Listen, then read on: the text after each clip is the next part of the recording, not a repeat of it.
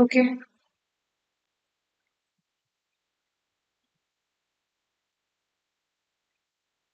B buys some goods from S. எப்பவுமே X Y AB தானே எடுப்போம். ஸோ பையர் அண்ட் செல்லருக்காக B for buyer and S for seller. So B is the buyer who sells some goods, sorry, buys from goods from the seller S. So this person is the seller. This is actually followed from Indian Contract Act. அதனால 10 essentials எல்லாமே follow ஆயிருக்கணும். For a contract to be a valid one, இங்க contractங்கிறது sale. Okay. நம்ம இங்க ஜெனரலா கான்ட்ராக்ட்ங்கிற டேர்மே use பண்ண மாட்டோம். அதுக்கு பதிலா என்ன டேர்ம் யூஸ் பண்ணுவோம்? Sell, agreement to sell, sale அந்த டேர்ம் தான் யூஸ் பண்ணுவோம். ஓகே. So sale. அண்ட் இந்த டைட்டில்ல 2 டேர்ம்ஸ் ஞாபகம் வச்சுக்கணும்னு பார்த்தோம் இல்லையா? Sale and goods. So object, that is subject matter of contract இங்க என்னவா இருக்கும்? S.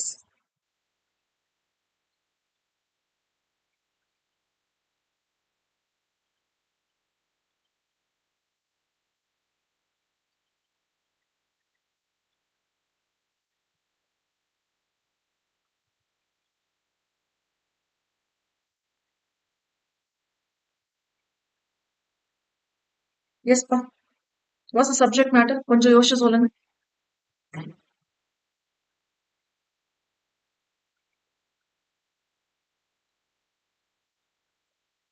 B is the buyer. Let me name as B as the buyer. Buy some goods from S. S is the seller. Indian contract ஆக்ட்ல என்னென்ன essentials பார்த்தோமோ அதெல்லாமே இங்க வேலிடா இருக்கணும். ஏன்னா Indian contract ஆக்ட்ல தான் இந்த சப்ஸ்டியூட் ஆயிட்டு வந்திருக்கு. ஓகே. இங்க நம்ம கான்ட்ராக்ட்ங்கிற டேர்ம் யூஸ் பண்றதுக்கு பதிலா என்ன டேர்ம் யூஸ் பண்ணிட்டு இருக்கோம்? சேல்ங்கிற டேர்ம் யூஸ் பண்ணுவோம். And as from the heading it's sale of goods. அப்போ ஆப்ஜெக்ட் என்னது? இல்ல.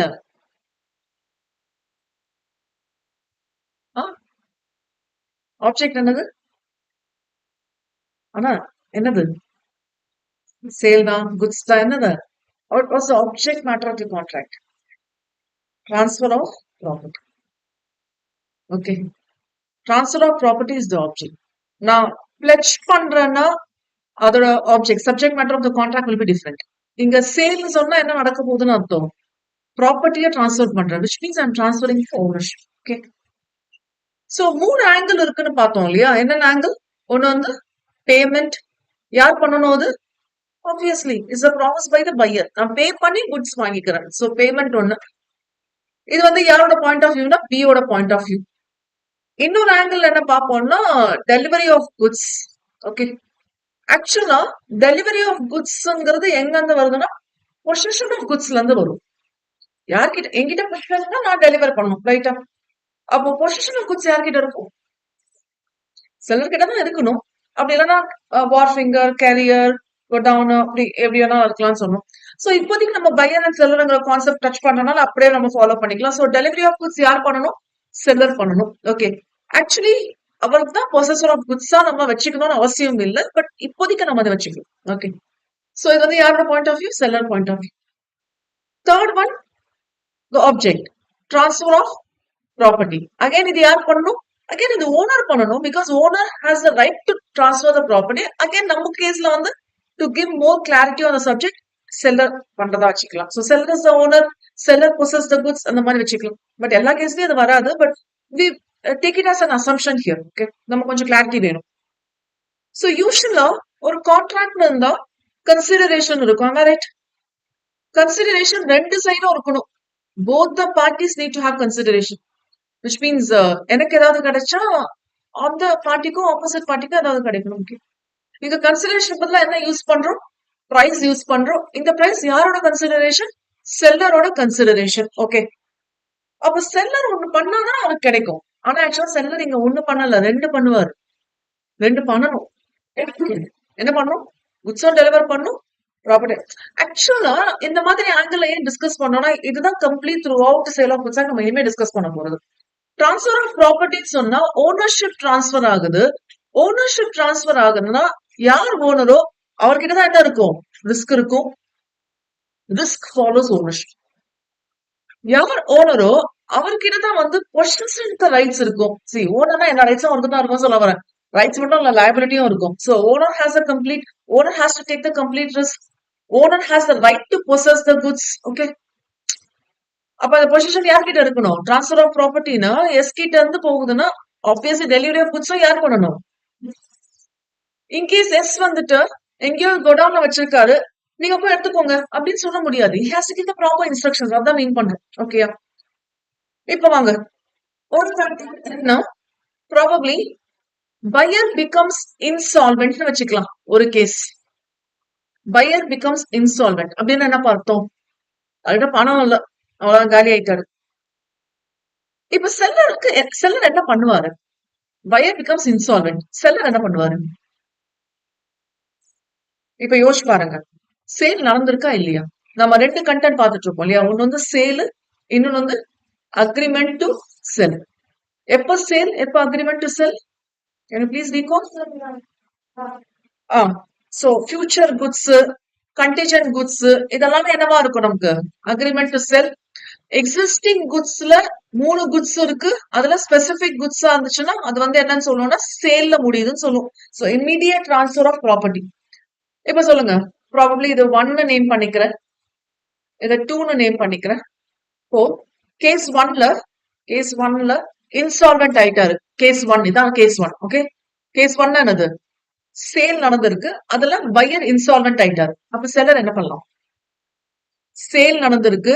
அப்ப யார் ஓனர் ஆயிடுவாங்க? யார் ஓனர் ஆயிடுவாங்க? Buyer becomes the owner. Consequence தானே இது. சேல் நடந்திருக்குன்னா buyer becomes the owner.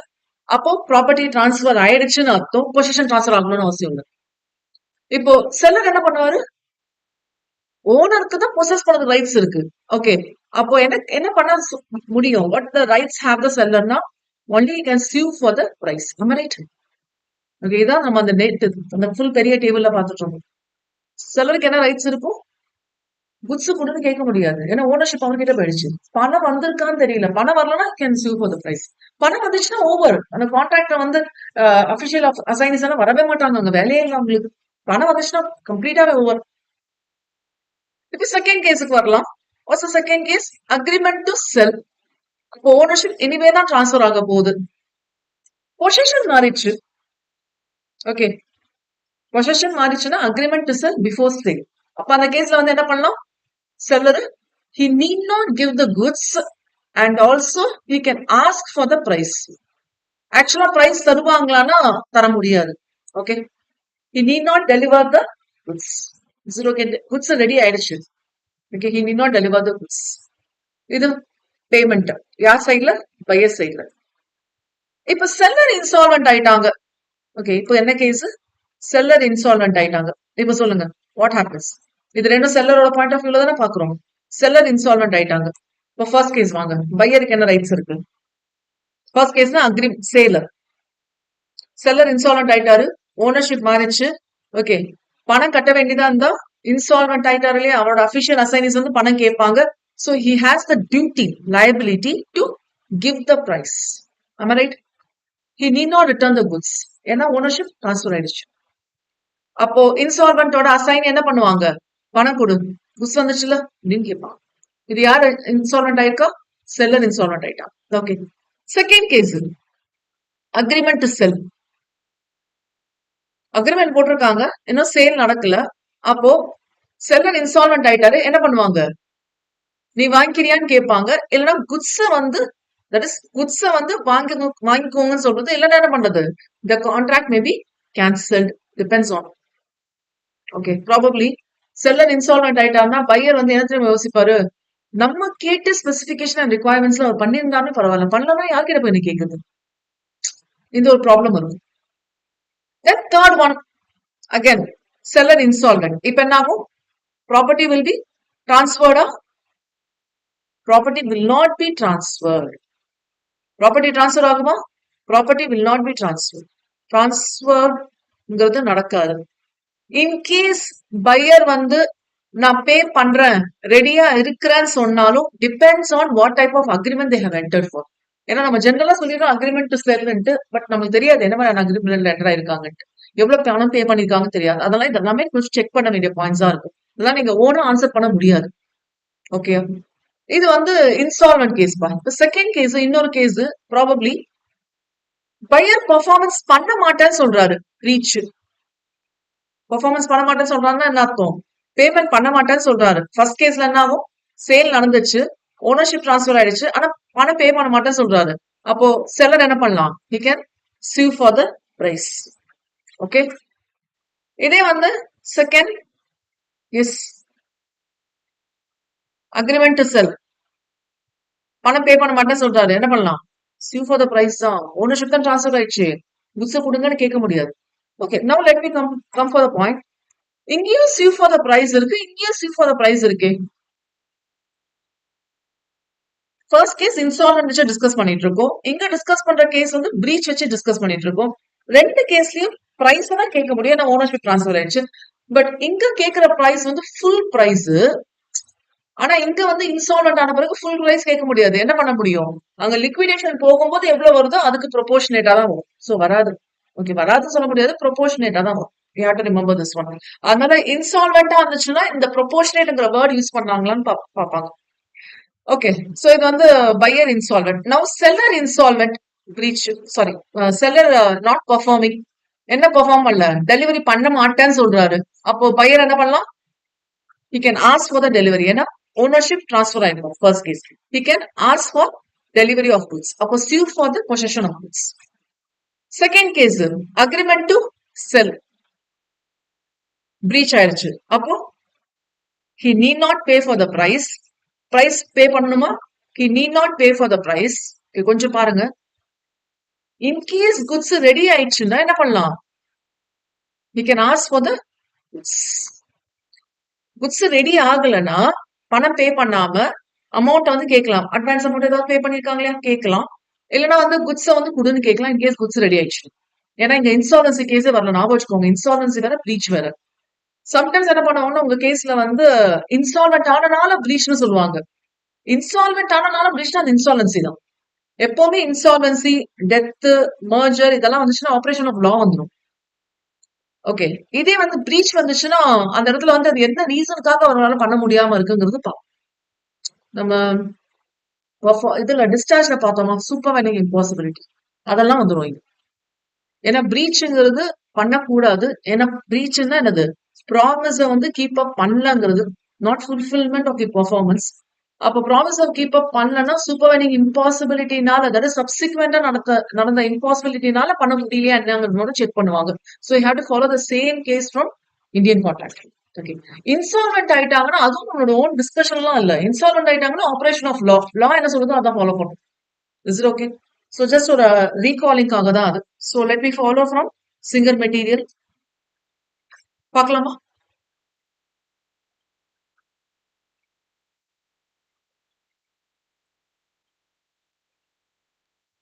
So 3.2, with respect to condition and warranty, ஆக்சுவலா சேல் ஆஃப் குட்ஸ் ஆக்ட் வந்து இருக்கிறதுல ஒவ்வொரு வேர்டும் இம்பார்ட்டண்டா இருக்கும். ஓகே, இந்தியன் கான்ட்ராக்ட் ஆக்ட் வந்து நீங்க பார்த்தா கெஸ் பண்ணிருவீங்க. இது கன்சிடரேஷன், இது ஆப்ஜெக்ட்.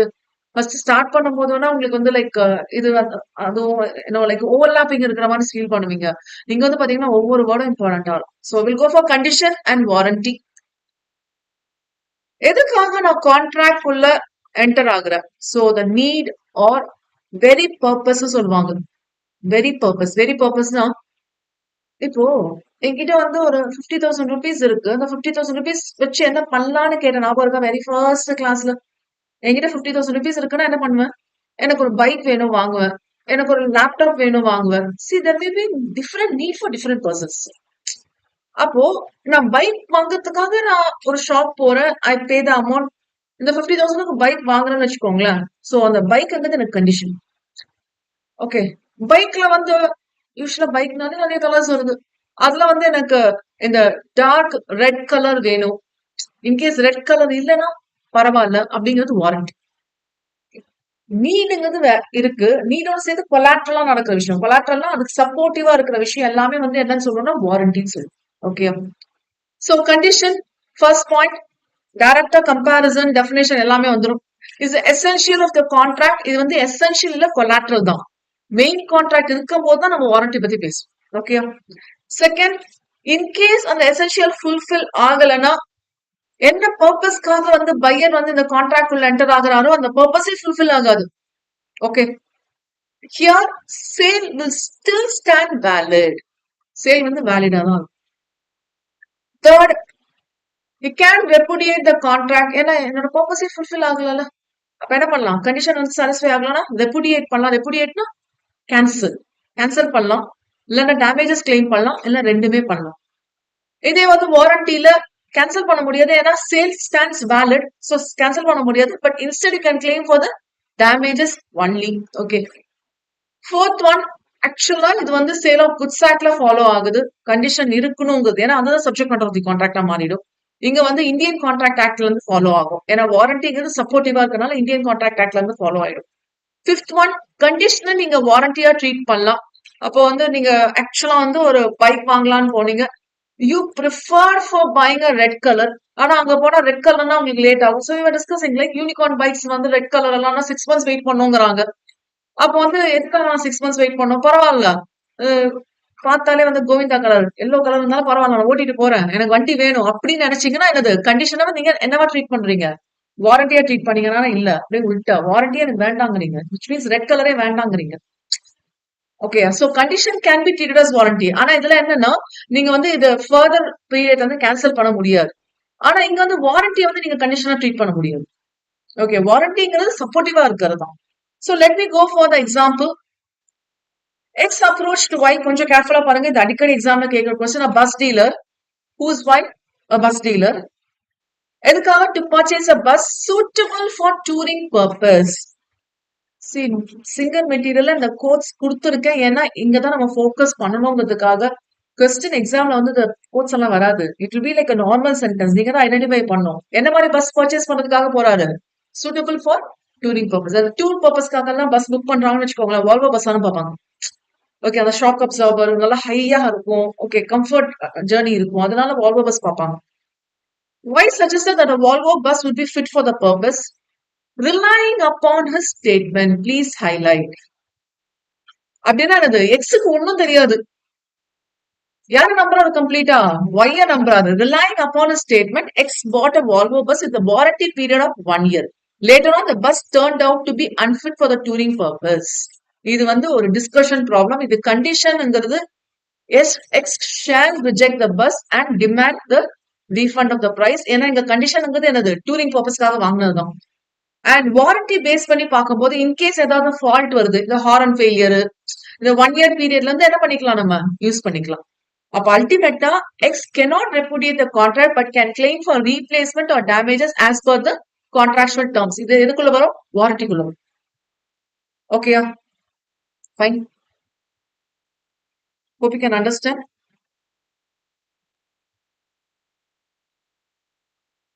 கொஞ்சம் பாருங்க. I request you to highlight this one. Later on, the bus turned out to be unfit for the touring purpose. அப்போ என்னோட கண்டிஷன் வந்து சாட்டிஸ்ஃபை ஆகல. கண்டிஷன் சாட்டிஸ்ஃபை ஆகலன்னா என்ன பண்ணலாம்? கேன்சல் பண்ணலாம், இல்லைன்னா டேமேஜஸ் கிளைம் பண்ணலாம். போத். பாருங்க, X shall reject the bus and demand the refund of the price of both. Warranty என்ன வாரண்டி சொல்லிருக்காங்க? 1 year பீரியட் வாரண்டி. கேன்சல் பண்ண முடியாது. ஓகே, ப்ராபப்ளி ஏதாவது இந்த ஹாரன் ஃபெயிலியர் அது இதுன்னு சொல்லிட்டு இந்த 1 year பீரியட்ல இருந்ததுன்னா என்ன பண்ணிக்கலாம், நம்ம cannot repudiate but he can ask for the replacement or damages etc. 1 year replace பண்ணிக்கலாங்க, ஃப்ரீ ரீப்ளேஸ்மெண்ட் இருக்குங்க. ஃப்ரீ சொல்றாங்க. கண்டிஷன்ஸ் எக்ஸ்பிரஸ் இருக்கு, இம்ப்ளாய்டு இருக்கு. எக்ஸ்பிரஸ் நீங்க ஆட் பண்றது, எனக்கு இப்படி வேணும் அப்படி வேணும், அப்படிதான் வாங்குவேன் அப்படின்னு தான் வாங்குவேன். ஸோ நீங்க ஆட் பண்றது. Okay, so it's open to add any number of conditions. Okay, implied கண்டிஷன்ங்கிறது it's presumed by law. Please highlight. ஒவ்வொருத்தருக்கும் ஒவ்வொரு மாதிரியான கேஸ் இருக்கும், ஒவ்வொரு நீட் இருக்கும். அதனால எக்ஸ்பிரஸ் கண்டிஷன் என்ன வேணா ஃபிட் பண்ணிக்கலாம். பட் இம்ப்ளாய்டு கண்டிஷன்ங்கிறது லா இதெல்லாம் தான் இருக்கும். யார்கிட்ட? ஒரு செல்லர் கிட்ட. அப்படிங்கிறது அர்த்தம். என்னென்ன இருக்கும் பாருங்க. இம்ப்ளாய்டு அண்டர்டேக்கிங் விச் மீன்ஸ் சேல்ங்கிறது யார் பண்ணலாம்? Seller. You have the right to sell the goods அப்படிங்கிறது இம்ப்ளாய்டு. ஒருத்தர் வந்து பஸ் விற்கிறாருன்னா நீங்க போய் அவர்கிட்ட பஸ் வாங்கலாம்ங்கிறது அர்த்தம். ப்ராப்ளம் இந்த எங்கேயாவது இந்த ஆட்டோமொபைல்ஸ் இதுக்கெல்லாம் போனீங்கன்னா ஒரு சர்டிபிகேட் மாதிரி வச்சிருப்பாங்க பாத்திருக்கீங்களா? ஹோட்டல்ஸ் போனீங்கன்னா FSSAI சர்டிபிகேட் வச்சிருப்பாங்க பாத்திருக்கீங்களா? இந்த ஃபுட் ஸ்நாக்ஸ் விற்கிற இடம்லாம். சோ இதெல்லாமே பேசிக்கா they have the right to செல்னா. They are following all the norms now. Okay. So it's an implied undertaking, which means they can sell, which means they have the right to sell. Agreement to sell நால என்னது? They have the right to sell in the future. நீங்க table கேட்டாலும் ஃபியூச்சர்ல அவங்க பண்ணி கொடுப்பாங்க. Okay. So first one, defective டைட்டில்ங்கிறது யூஸ்வலா இருக்காதுங்கிறது அர்த்தம். இன்கேஸ் இருந்ததுன்னா என்ன பண்ணலாம்? குட்ஸை வந்து ரிட்டர்ன் பண்ணிடும். ஸோ யார் இந்த ட்ரூ ஓனர்? ப்ராபப்ளி எக்ஸ் கிட்ட வந்து எஸ் வாங்கல, திருட்டாரு, டெஃப்ட். ஓகேயா? இப்ப எஸ் வந்து யாரு? செல்லர். நம்ம பையர் கிட்ட சேல் பண்றாரு. அப்ப இவர் ஓனர் ஆயிடுவானா? ஆக மாட்டார். ஏன்னா this is a theft, which means the true owner X will still have the ownership rights. இங்க எக்ஸ் வந்து திருடிட்டு இது என்னோட வண்டி தான் சொல்லிட்டு பி கிட்ட சேல் பண்ணா அது சேல் ஆகாது. So which means S owns the defective title. The terms ஞாபகம் வச்சுக்கோங்க. எஸ் கிட்ட இருக்கிற ஓனர்ஷிப் டைட்டில் ட்ரூவா? யாருக்கு ரைட்ஸ் இருக்கு சேல் பண்றதுக்கு? ஓனருக்கு ரைட் இருக்கு. இப்ப இம்ப்ளாய்ட் அண்டர்டேக்கிங் தானே ஃபர்ஸ்ட் பாயிண்ட். இம்ப்ளாய்ட் அண்டர்டேக்கிங் தான் அது. Seller has the right to செல்லுங்கிறது நம்ம நம்புறோம். ஓகே. அப்போ இங்க எஸ்க்கு இருக்கிறது டிஃபெக்டிவ் டைட்டில், விச் மீன்ஸ் இது டிஃபெக்டிவ் டைட்டில் தெரிஞ்சிச்சுன்னா பிக்கு என்ன ரைட்ஸ் இருக்கு? He has the right to return the goods to the true owner. Who is the true owner? X is the true owner. But இவர் பணம் பே பண்ணிருக்காருல்ல, அதை யார்கிட்ட இருந்து வாங்கணும்? அவ்வளவுதான். ஓகே. நீங்க மேனேஜ் பண்ணிருவீங்க. ஒன்லி திங் வந்து தியரி எழுதும் போது கொஞ்சம் நோட் பண்ணுங்க. மேனேஜ் பண்ணிருவீங்க. ஈஸியா தான் இருக்கும். இந்த ஒகாபுலரி, இந்த டிஃபெக்டிவ் டைட்டில்ங்கிற டேர்ம் இருக்கு இல்லையா, அதை யூஸ் பண்ண தெரியும். வேற ஒன்றும். Okay. Second one, sale of goods by description. இதுவும் இம்ப்ளாய்டு தான்.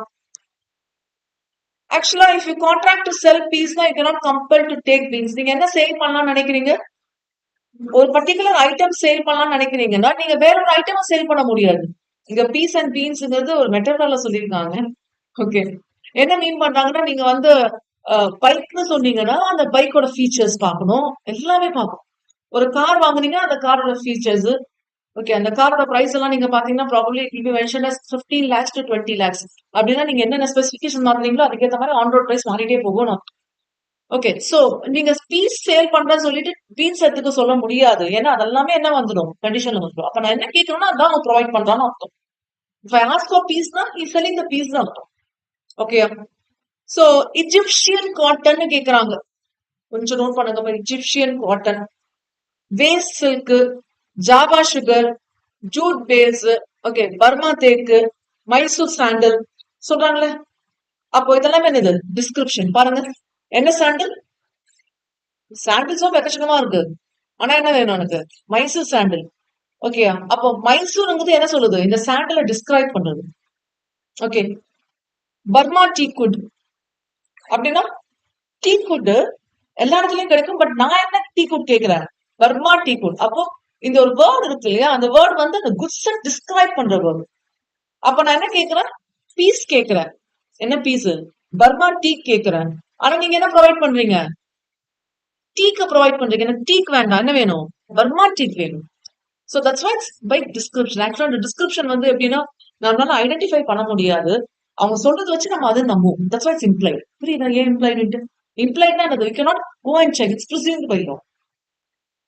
Third one, sale by sample. ஒரு சாம்பிளை வச்சு சேல் பண்றாங்கன்னா ஆப்வியஸ்லி நான் ஃபோலா வாங்குற பல்க்குக்கு இது மேட்ச் ஆக போகுதுன்னு அர்த்தம். Okay. Example, in the case of sale by sample of 2 parcels of wheat, the seller allow the buyer an inspection of the smaller parcel alone. Smaller parcel மட்டும் இன்ஸ்பெக்ட் பண்ண விடுறாரு. 2 பார்சல் வாங்குறாங்க. ஒன்னு ஸ்மால் பார்சல், ஒன்னு big parcel. Small பார்சலை மட்டும் inspect பண்ண விடுறாங்க. பிக் பார்சலை இன்ஸ்பெக்ட் பண்ண விடல. அப்படின்னா என்னது? பிக் பார்சலை ரிஜெக்ட் பண்றது ரைட்ஸ் இருக்கு. ஓகே. சேல் பை சாம்பிள்னா first point, bulk shall match the sample. Shall must. ஆக்சுவலா லா படிக்கிறதுக்கு ஒரு பியூட்டினஸ் இருக்கு. இந்த ஷேரை வந்து நீங்க எப்படி ரீட் பண்ணும்? மஸ்ட் ரீட் பண்ணும். ஷேர் தான் போடுவாங்கன்னா மஸ்ட் ரீட் பண்ணும். மஸ்ட் என்னது? கம்பல்சரி. சாம்பிளை காமிச்சு நான் சேல் பண்றேன்னா அது எப்படி இருக்கணும்? எனக்கு லாட்டுக்கு மேட்ச் ஆகும். Sale must happen, must happen. Okay. Second, the buyer is given reasonable opportunity, which means inspection. Inspect பண்ண டைம் தரணும் to compare the bulk with the sample. Okay. And C it should be free from defect, merchantable quality. இப்ப நம்ம பார்த்தோம்ல sale by description, peas and beans அந்த கேஸ்ல. Okay. அப்ப 2 parcel, ஒன்னு small parcel, ஒன்னு பிக் பார்சல். ஸ்மால் பார்சலை மட்டும் வந்து இன்ஸ்பெக்ட் பண்ண விட்டுருக்காங்க. பிக் பார்சலை இன்ஸ்பெக்ட் பண்ண விடலன்னா அந்த பையர் வந்து வாங்கணும்னு அவசியம் இல்லை. Even he has paid for the goods. Okay, வாங்கணும்னு அவசியம் இல்லை. Okay, sale by description and sale by sample ரெண்டுமே சேர்ந்து கேட்பாங்க.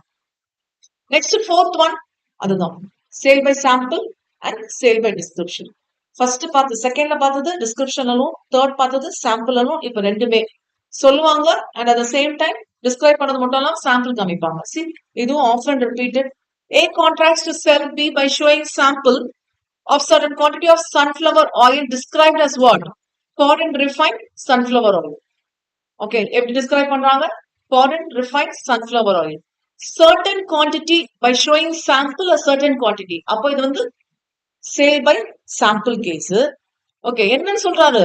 அந்த சாம்பிளை காமிச்சிட்டு பாருங்க மேடம், இது வந்து ஃபாரின் ரிஃபைன் சன்ஃபிளவர் ஆயில்ங்கிறாரு. அப்போ ஃபாரின் ரிஃபைன்னா இது வந்து டிஸ்கிரைப் பண்ணியிருக்காரு. ஸோ சேல் பை சாம்பிளும் இருக்கு, டிஸ்கிரிப்ஷனும் இருக்கு. அண்ட் ஞாபகம் வச்சுக்கோங்க, அண்ட்னா எப்பவுமே கியூமுலேட்டிவ், இட்ஸ் நாட் ஆர். அண்ட்னா கியூமுலேட்டிவ். ஸோ இங்க வந்து the oil when delivered matches with the sample but it's not foreign refined. அதனால என்ன பண்ணலாம்? கண்டிஷன் இல்லையா? கண்டிஷன்னா கேன்சல் பண்ணிடலாம். ஓகே, ஓகே, பரவாயில்லங்க, சாம்பிள் கரெக்டா இருக்கு, ஃபாரின் ரிஃபைண்ட் இல்ல, பரவாயில்ல, ஆனா ஆயில் நல்லாதான் இருக்குன்னு சொல்றாங்க, நான் எடுத்துக்கிறேன் அப்படின்னு சொன்னா இங்க கண்டிஷனை வாரண்டியா ட்ரீட் பண்ணிடுறாரு. Probably can make some markings here. If buyer அக்செப்ட்ஸ்னா, இஃப் பையர் அக்செப்ட்ஸ்னா அப்படின்னா என்ன அர்த்தம்? கண்டிஷன் இல்லைனாலும் பரவாயில்லன்னு சொல்றாருன்னா இங்க என்னவா மாறிடுது ஸ்டேட்? Condition becomes warranty. அப்படின்னா கான்ட்ராக்ட் ரெப்புடியேட் பண்ண முடியாது. என்ன பண்ணலாம்?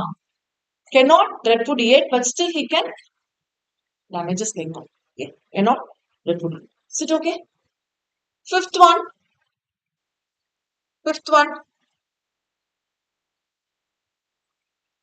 quality and fitness.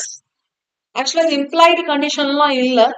ஆக்சுவலா குவாலிட்டி அண்ட் ஃபிட்னஸ் இருக்கும். நம்ம இப்ப நம்ம ஓல்வோ பஸ் பார்த்தோம் இல்லையா, ஒருத்தர்கிட்ட எனக்கு எதுவுமே தெரியாது, நான் செல்லர் கிட்ட கேட்கிறேன் எனக்கு இது கொடுங்கன்ட்டு செல்லர் கொடுக்குறாரு. நான் கம்ப்ளீட்டா வந்து செல்லரோட ஸ்கில் அண்ட் ஜட்மெண்ட் வந்து நம்புறேன். ஏன்னா I'm not aware of that. Okay, bike கொடுத்தீங்கன்னா, கார் கொடுத்தீங்கன்னா ஓட்ட தெரியும். ஓகே, மத்தபடி அந்த பைக்கோட என்ஜின் சிஸ்டம் எப்படி இருக்கணும் அதெல்லாமே ஓரளவுக்கு நாலேஜ் இருக்கும். பட் உள்ள போய் என்னால பார்க்க முடியாது. Mechanic, right? Okay, so quality and ஃபிட்னஸ்ங்கிறது குட்ஸுக்கு ஏத்த மாதிரி மாறும். நம்ம கம்ப்ளீட்டா குட்ஸை கவர் பண்ணனால குட்ஸுக்கு ஏத்த மாதிரி மாறும். அதனால இது ஆக்சுவலா இம்ப்ளைட் கண்டிஷன் தான் சொல்ல முடியாது. இது எதை நம்ம பேஸ் பண்ணி பாக்குறோம்னா செல்லரோட ஸ்கில் அண்ட் ஜட்மெண்ட்டை பேஸ் பண்ணி நம்ம வாங்கணும். ஓகே, ஆக்சுவலா இதுதான் நம்மளுக்கு ப்ராப்ளம் ஆகும். அவன் எவ்வளவு தூரம் அவனை நம்புறான்னு தெரியாது. அதனால என்ன பண்ணுவாங்கன்னா மோஸ்ட்லி பிராண்டடுக்கு போயிடுது. பிராண்டட் போனா அவன் ஒரு set of specifications and features வச்சிருப்பான், அது நம்மளுக்கு மேட்ச் ஆகுதான்னு பார்த்துவாங்க. ஓகே, so you can go for the example with respect to hot water bottles. Ex a customer உங்களுக்கு கன்ஃபியூஸ் பண்ற மாதிரிலாம் இருக்காது, கிளியரா had no knowledge னு சொல்லிடுவாங்க. அப்படின்னா அது கம்ப்ளீட்டா is relying on skill and judgment. He went to buy a chemist and demanded a hot water bottle from him. He gave a bottle to him and stated that it was meant for hot water and not for boiling water. Okay, it's meant for hot water. ரொம்ப கொதிக்கிற தண்ணியெல்லாம் ஊத்த முடியாதுங்க அப்படின்னு சொல்லிட்டாரு கிளியரா. Okay, after a few days while using the bottle it burst and injured XY. It was found that the bottle was not fit for use as hot water bottle and the seller was held liable for damages. ஏன்னா boiling வாட்டருக்காக வர முடியாதுன்னு சொல்லிட்டாங்க. Okay, boiling வாட்டர்லாம் தாங்காதுன்னு hot நீங்க fill பண்ணலாம், அதுக்காக உடஞ்சா போகும் இல்லையா? சரி, okay, so it can be held liable for the damages. சரி, okay. Exception to seller skill and judgment. KVA tempted, இதுவும் often repeated concept, which means let the buyer be aware. As a buyer-ஆ நான் ஒரு ஷாப்க்கு போயிட்டு goods வாங்க போறேன்னா எனக்கு தான் தெரியும் அந்த குட்ஸ் வந்து எவ்வளவு தூரம் எனக்கு பொருந்தும், என்ன ஸ்பெசிபிகேஷன்ஸ் இருந்தா எனக்கு கம்ஃபர்டபுளா இருக்கும்.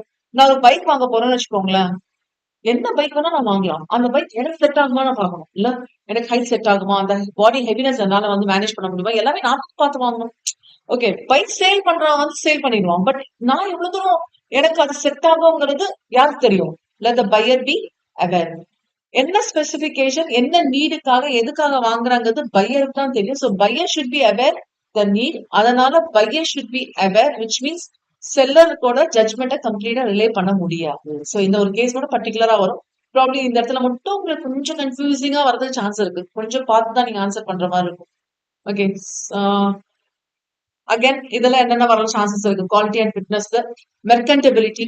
குவாலிட்டி அண்ட் ஃபிட்னஸ்ல ஃபர்ஸ்ட் பாயிண்ட் மெர்கன்டபிலிட்டி. இத குவாலிட்டி இருக்கு, இதை வச்சுதான் சேல் பண்றாங்க அப்படிங்கிறது எக்ஸாம்பிள் பார்க்கலாம் டைரக்டா. Black velvet cloth damage by white ants. Velvet கிளாத்னா தெரியும், ஃபுல்லா இருக்கணும், அதுல ஒரு சின்னதா ஒரு ஒயிட் இருந்தாலும் கிளியரா தெரியும். ஓகே, ஆனா எப்படி இருக்கு இந்த cloth? It's being damage by white ants. அப்ப மெர்கன்டபிலிட்டி இல்ல அப்படின்னா என்னது? சேலபிள் குவாலிட்டியில இல்ல. வச்சுக்கோங்க, சேலபிள் குவாலிட்டி இல்ல. Okay, horns supplied or scratched and damage due to bad packing. இல்ல, பண்ண முடியாது. நீங்க ஹார்ன்ஸ் வந்து ஒழுங்கா சப்ளை பண்ணா மட்டும் பத்தாது, அது எப்படி இருக்கு? பேக்கிங் கூட பண்ணிருக்கணும் ஒழுங்கா. நீங்க நம்ம நினைச்சிட்டு இருக்கோம் குட்ஸ் வந்து செல்லரோட ரைட்ஸ், செல்லரோட டியூட்டி என்னப்பா?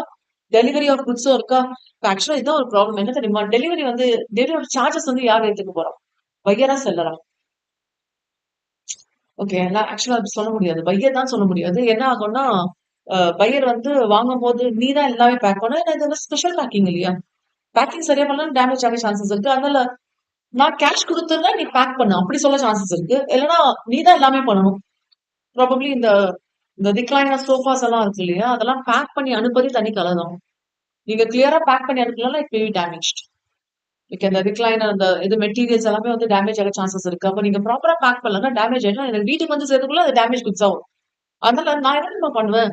எந்த செல்லர் வந்து கிளியரா பேக் பண்ணி என்ன வீட்டுல அழகா வந்து இறக்குறானோ அந்த செல்லர் தான் போயிட்டு வாங்க. புரியுதா? இப்போ பையன் நீங்க சேல் பண்ணதான் எங்களோட வேலை. நீங்க எப்படி வேணாலும் டிரான்ஸ்போர்ட்ல எடுத்துட்டு போங்கன்னா நான் கட்டாயமா அந்த செல்லர் கிட்ட போக மாட்டேன். ஏன்னா I not be aware of that. எவ்வளவு வந்து என்னால வந்து ரெடி பண்ண முடியும்னு தெரியாது. சோ அது வந்து கொஞ்சம் ப்ராப்ளமாவே இருக்கும். ஆக்சுவலா சேல் ஆஃப் குட்ஸ் ஆக்ட்ல பாத்தீங்கன்னா ரெண்டு ஆன்சர் வரும். இன்னும் சொல்ல போனா 3-4 ஆன்சர் எல்லாம் வரும். ஓகே, அதெல்லாம் ரொம்ப கொஞ்சம் பார்த்து ஆன்சர் பண்ணும். சரி, okay. So not applicability in case of examination and the defect is known, no, it's not applicable. White hands தாங்க, பரவாயில்லங்க, அந்த இடத்துல நான் விட்டுட்டு வேற இடம் யூஸ் பண்ணிக்கன்னு சொல்லிட்டு நீங்க வாங்குனீங்கன்னா கண்டிஷன் என்னவா மாறிடுது? வாரண்டியா மாறி. Okay. B usage of trade implied by customs. இப்போ நம்ம குவாலிட்டி அண்ட் ஃபிட்னஸ் எதை வச்சு நம்ம சொல்றோம்? இந்த பிசினஸ் ஆர்டினரி கோர்ஸ் ஆஃப் பிசினஸ்ல எந்த ஃபாலோ பண்றோமோ அதை வச்சுதான் சொல்லுவோம். Okay. Third one wholesomeness. Probably in addition to merchantability என்ன பார்ப்பாங்க? ஹோல்சம்னஸ் இருக்கான்னு பார்ப்பாங்க. ஹோல்சம்னஸ்னா இப்ப நம்ம பார்த்தோம்ல, சாம்பிள் கரெக்டா இருந்துச்சுன்னா சாம்பிளும் இதுவும் மேட்ச் ஆகணும்னு பார்த்தோம் இல்லையா? அதே மாதிரி ஹோல்சம்னஸ்ங்கிறது ஒரு ப்ராப்பர் சாம்பிள் எடுத்து பாக்குறோம், அது கரெக்டா இருக்கு, அப்ப அல்டிமேட்டா ஃபுல் குவான்டிட்டி வந்து எனக்கு மேட்ச் ஆகுதுன்னு பாக்குறோம். Let me go for the example. X bought milk from Y which had germs of typhoid. X son took the milk and got infection and consequently died.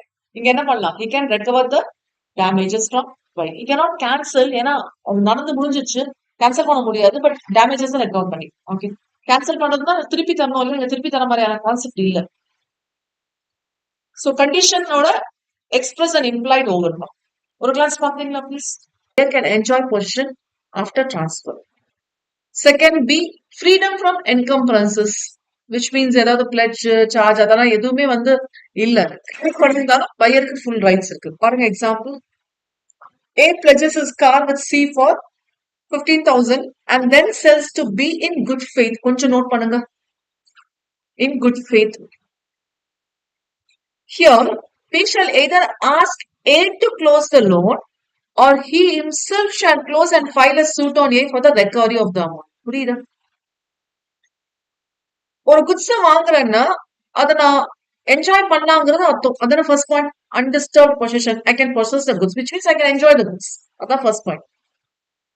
இப்போ இது என்கம்பரன்ஸ்ல போகுதுன்னு வச்சுக்கோங்களேன், which means pledging பண்றது என்கம்பரன்ஸ். So second பார்ட்ல என்ன மீன் பண்றானா, இது என்னோட குட்ஸ் தான், நான் ஓன் பண்ணலாம், எல்லா ரைட்ஸும் எனக்கு இருக்கு, அதான் ஒரு கண்டிஷன், அதான் இப்போ வாரண்டி எனக்கு. அப்ப இந்த கேஸ்ல வந்து பிளட்ஜ் பண்ணிருக்காங்க 15,000க்கு. இதை வந்து நான் நம்பி வாங்கியிருக்கேன், which means what, எனக்கு வந்து ஃப்ரீடம் ஃப்ரம் என்கம்பரன்ஸ் நம்பி வாங்கியிருக்கேன். So it's an implied warranty. இப்போ இந்த கேஸ்ல வந்து என்ன பண்ணலாம்? கேன்சல் பண்ண முடியாது. ஏன் கேன்சல் பண்ண முடியாது? Because it's a warranty.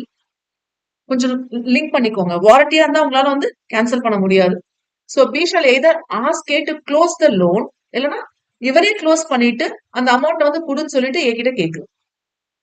ஏ கொடுக்கலன்னா he can file a suit.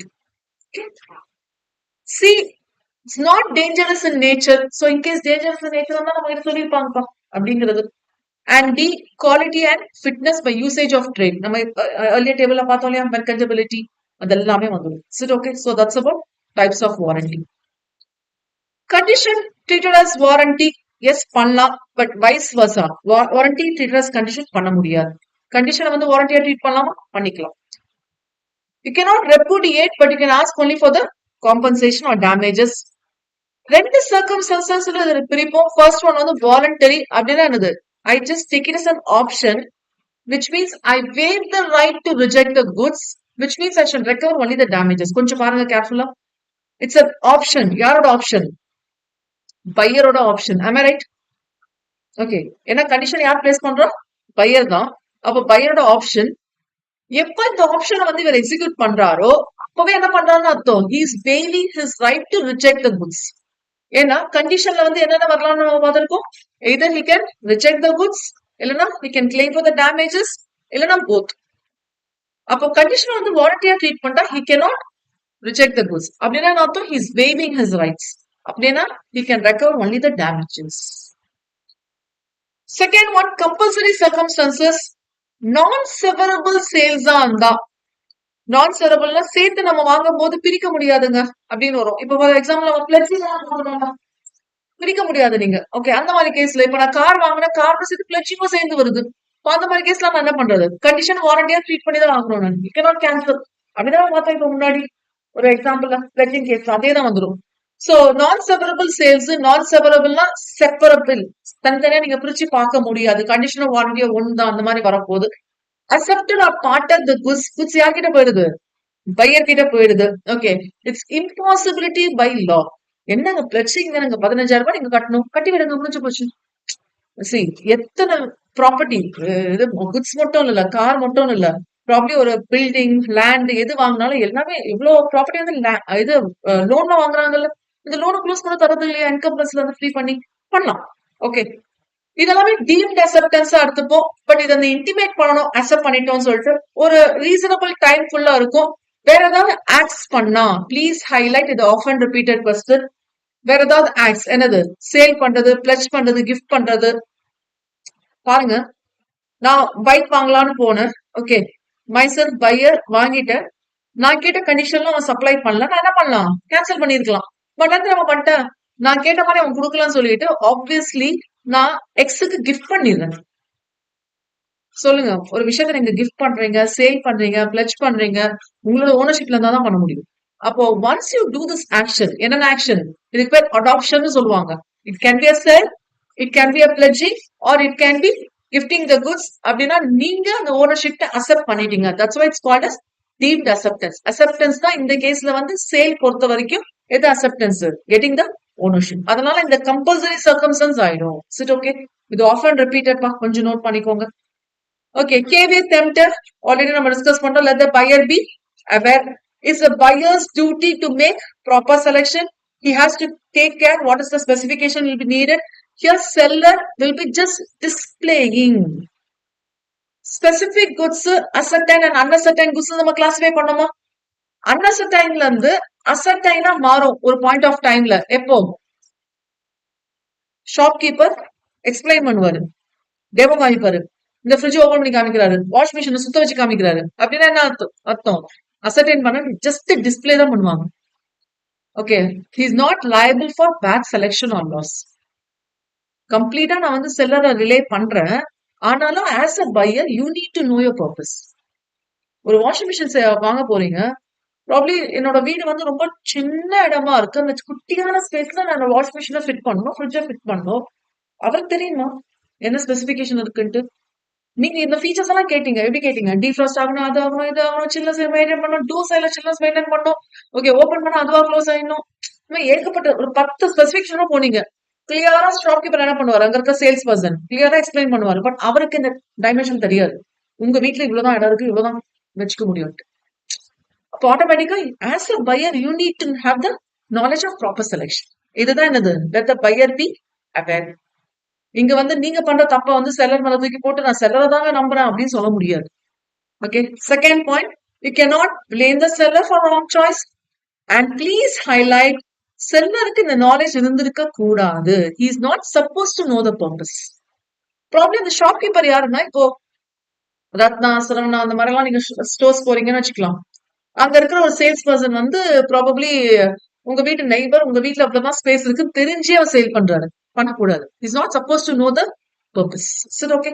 Third one, with respect to buyer, it is a duty of the buyer to satisfy himself before buying. இது செட் ஆகுமான்னு கம்ப்ளீட்டா செக் பண்ணிட்டு தான் வாங்கணும். Because it is his purpose on skill and judgment. Okay. And here இதுதான் ஒரு controversial. Is not bound to disclose the defects in the goods. இது எப்படி ஒத்துக்கிறதுன்னு தான் தெரியல. எனக்கும் கொஞ்சம் கான்ட்ரவர்சியல் டாக்ஸ் முன்னாடி இருந்தே இருந்திருக்கு. Is not bound to disclose the defects in the செல்லருக்கு டிஃபெக்ட்ஸ் இருக்குன்னு தெரியும். செல்லர் நீ நாட் பி ஓனர். கரெக்டா? இந்த ஆங்கிள் பாருங்க, செல்லரும் ஓனரும் சேம் பர்சன் இல்ல. ஓனருக்கு எல்லா டிஃபெக்ட்ஸ் பத்தியும் தெரிஞ்சிருக்கணும். செல்லருக்கு தெரிஞ்சிருக்கணும்னு அவசியம் இல்லை. தெரிஞ்சுதானே பையனுக்கு சொல்லணும்னு அவசியம் இல்லையா? ஏன் தெரியுமா? இந்த கான்செப்ட் பொறுத்த வரைக்கும் buyer is aware of the purpose. அந்த குட்ஸை பார்த்தோம்னா அந்த குட்ஸ் எனக்கு செட் ஆகும்னு நினைக்கிறாரு. செட் ஆனால வாங்குறாரு. எல்லாமே இது பையர் தலையில தான் போகுது. செல்லருக்கும் அதுக்கும் சம்பந்தம் இல்லாத மாதிரி கொண்டு போவாங்க. இது மட்டும் கொஞ்சம் நோட் பண்ணிக்கோங்க. Is not bound to disclose the defects in the goods. Is it okay? Fine. So that's about KVA tempter.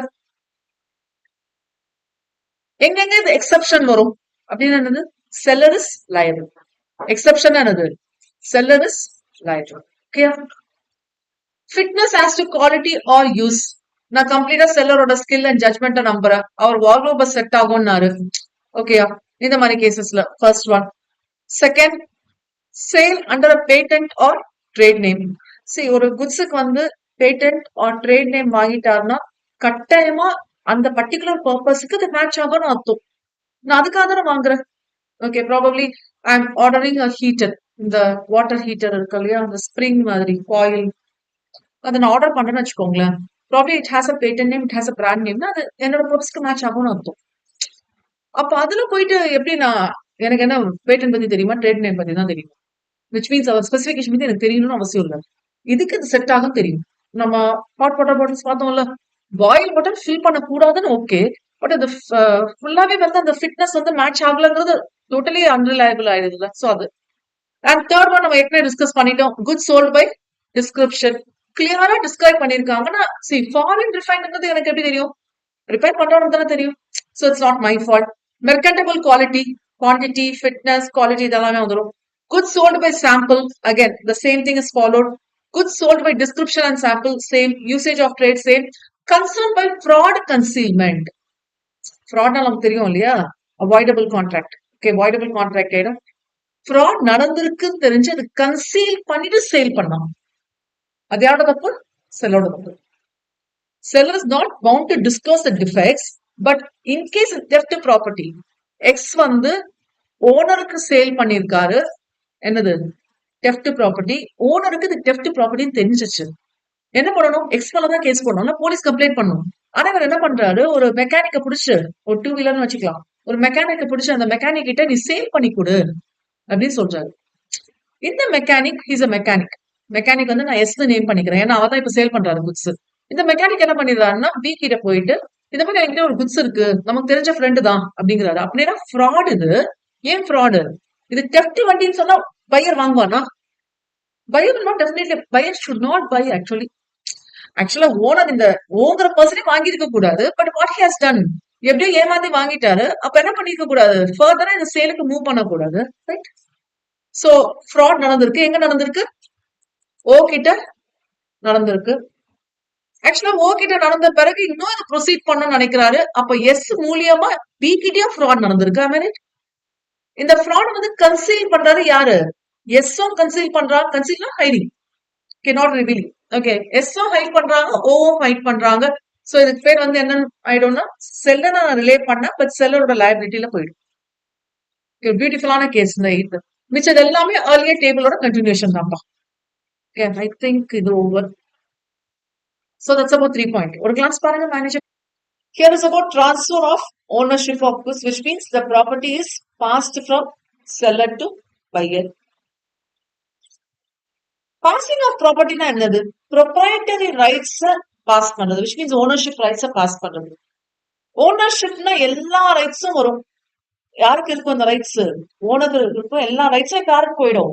பையருக்கு போயிடும். கிஃப்ட் பண்ணலாம், பிளட்ஜ் பண்ணலாம், என்ன வேணா பண்ணலாம், தூக்கி கூட போடலாம், எல்லாம் தேவையான சொல்லி வீட்டுல ஓரமா கூட வச்சுக்கலாம், என்ன வேணா பண்ணுங்க, அது உங்களுக்கு. செகண்ட், ஒன்ஸ் இந்த ப்ராப்பர்ட்டி டிரான்ஸ்ஃபர் பண்றாங்கன்னா செல்லருக்கு என்ன ரைட் வரும்? கன்சிடரேஷன் தானே. செல்லருக்கு என்ன ரைட் வரும்? He gives the property, he wants the price in consideration. Seller has the rights for the price. Okay. Third, time of passing is essential. எப்பவுமே time வந்து essence தான். நார்மலா வந்து டைம் இம்பார்ட்டண்டா, எசென்ஷியல் ஃபார் கான்ட்ராக்டா, எசன்ஸா இம்பார்ட்டண்டான்னு கேட்டீங்கன்னா ஜென்ரலா டைம் இம்பார்ட்டன்ட் தான். எனக்கு இந்த டைம்குள்ள வேணுங்கிறதுக்காக நான் வாங்குறேன்ல. டைம் எப்பவுமே important. Fourth, buyers suit for action in case property transfer ஆயிடுச்சு. ஆனா செல்லர் வந்து என்ன பண்றாரு? டெலிவரி பண்ண மாட்டேன்னு சொல்றாருன்னா என்ன பண்ணலாம்? He can file a suit. Normal suit இல்ல. ஆக்சுவலா சூட்னா எதுக்காக வேணாலும் நீங்க சியூ பண்ணலாம்னு அர்த்தம். பட் இங்க எதுக்காக சியூ பண்றாங்க? டெலிவரி ஒரு ஆக்ஷனை பெர்ஃபார்ம் பண்ணுங்கிறதுக்காக சியூ பண்றாங்க. Okay. Fifth one, yes, the risk passes with the ownership. It's a prima facie. Please highlight. Usually, as a general law, risk follows ownership. Probably நீங்க note பண்ணிக்கலாம் இங்க. General law என்னது? Risk follows ownership, which means who is the owner? He will be bearing the risk. Okay, இது வந்து பிரைமா facing சொல்றோம். ஏன் பிரைமா facing? ஜெனரலா இப்படிதாங்க. இந்த குட்ஸ் எல்லாம் டேமேஜ் ஆச்சுன்னா இந்த குட்ஸ் ஓனர் யாருங்க? செல்லரா? ஓகே, அவன் லைபிளுங்க.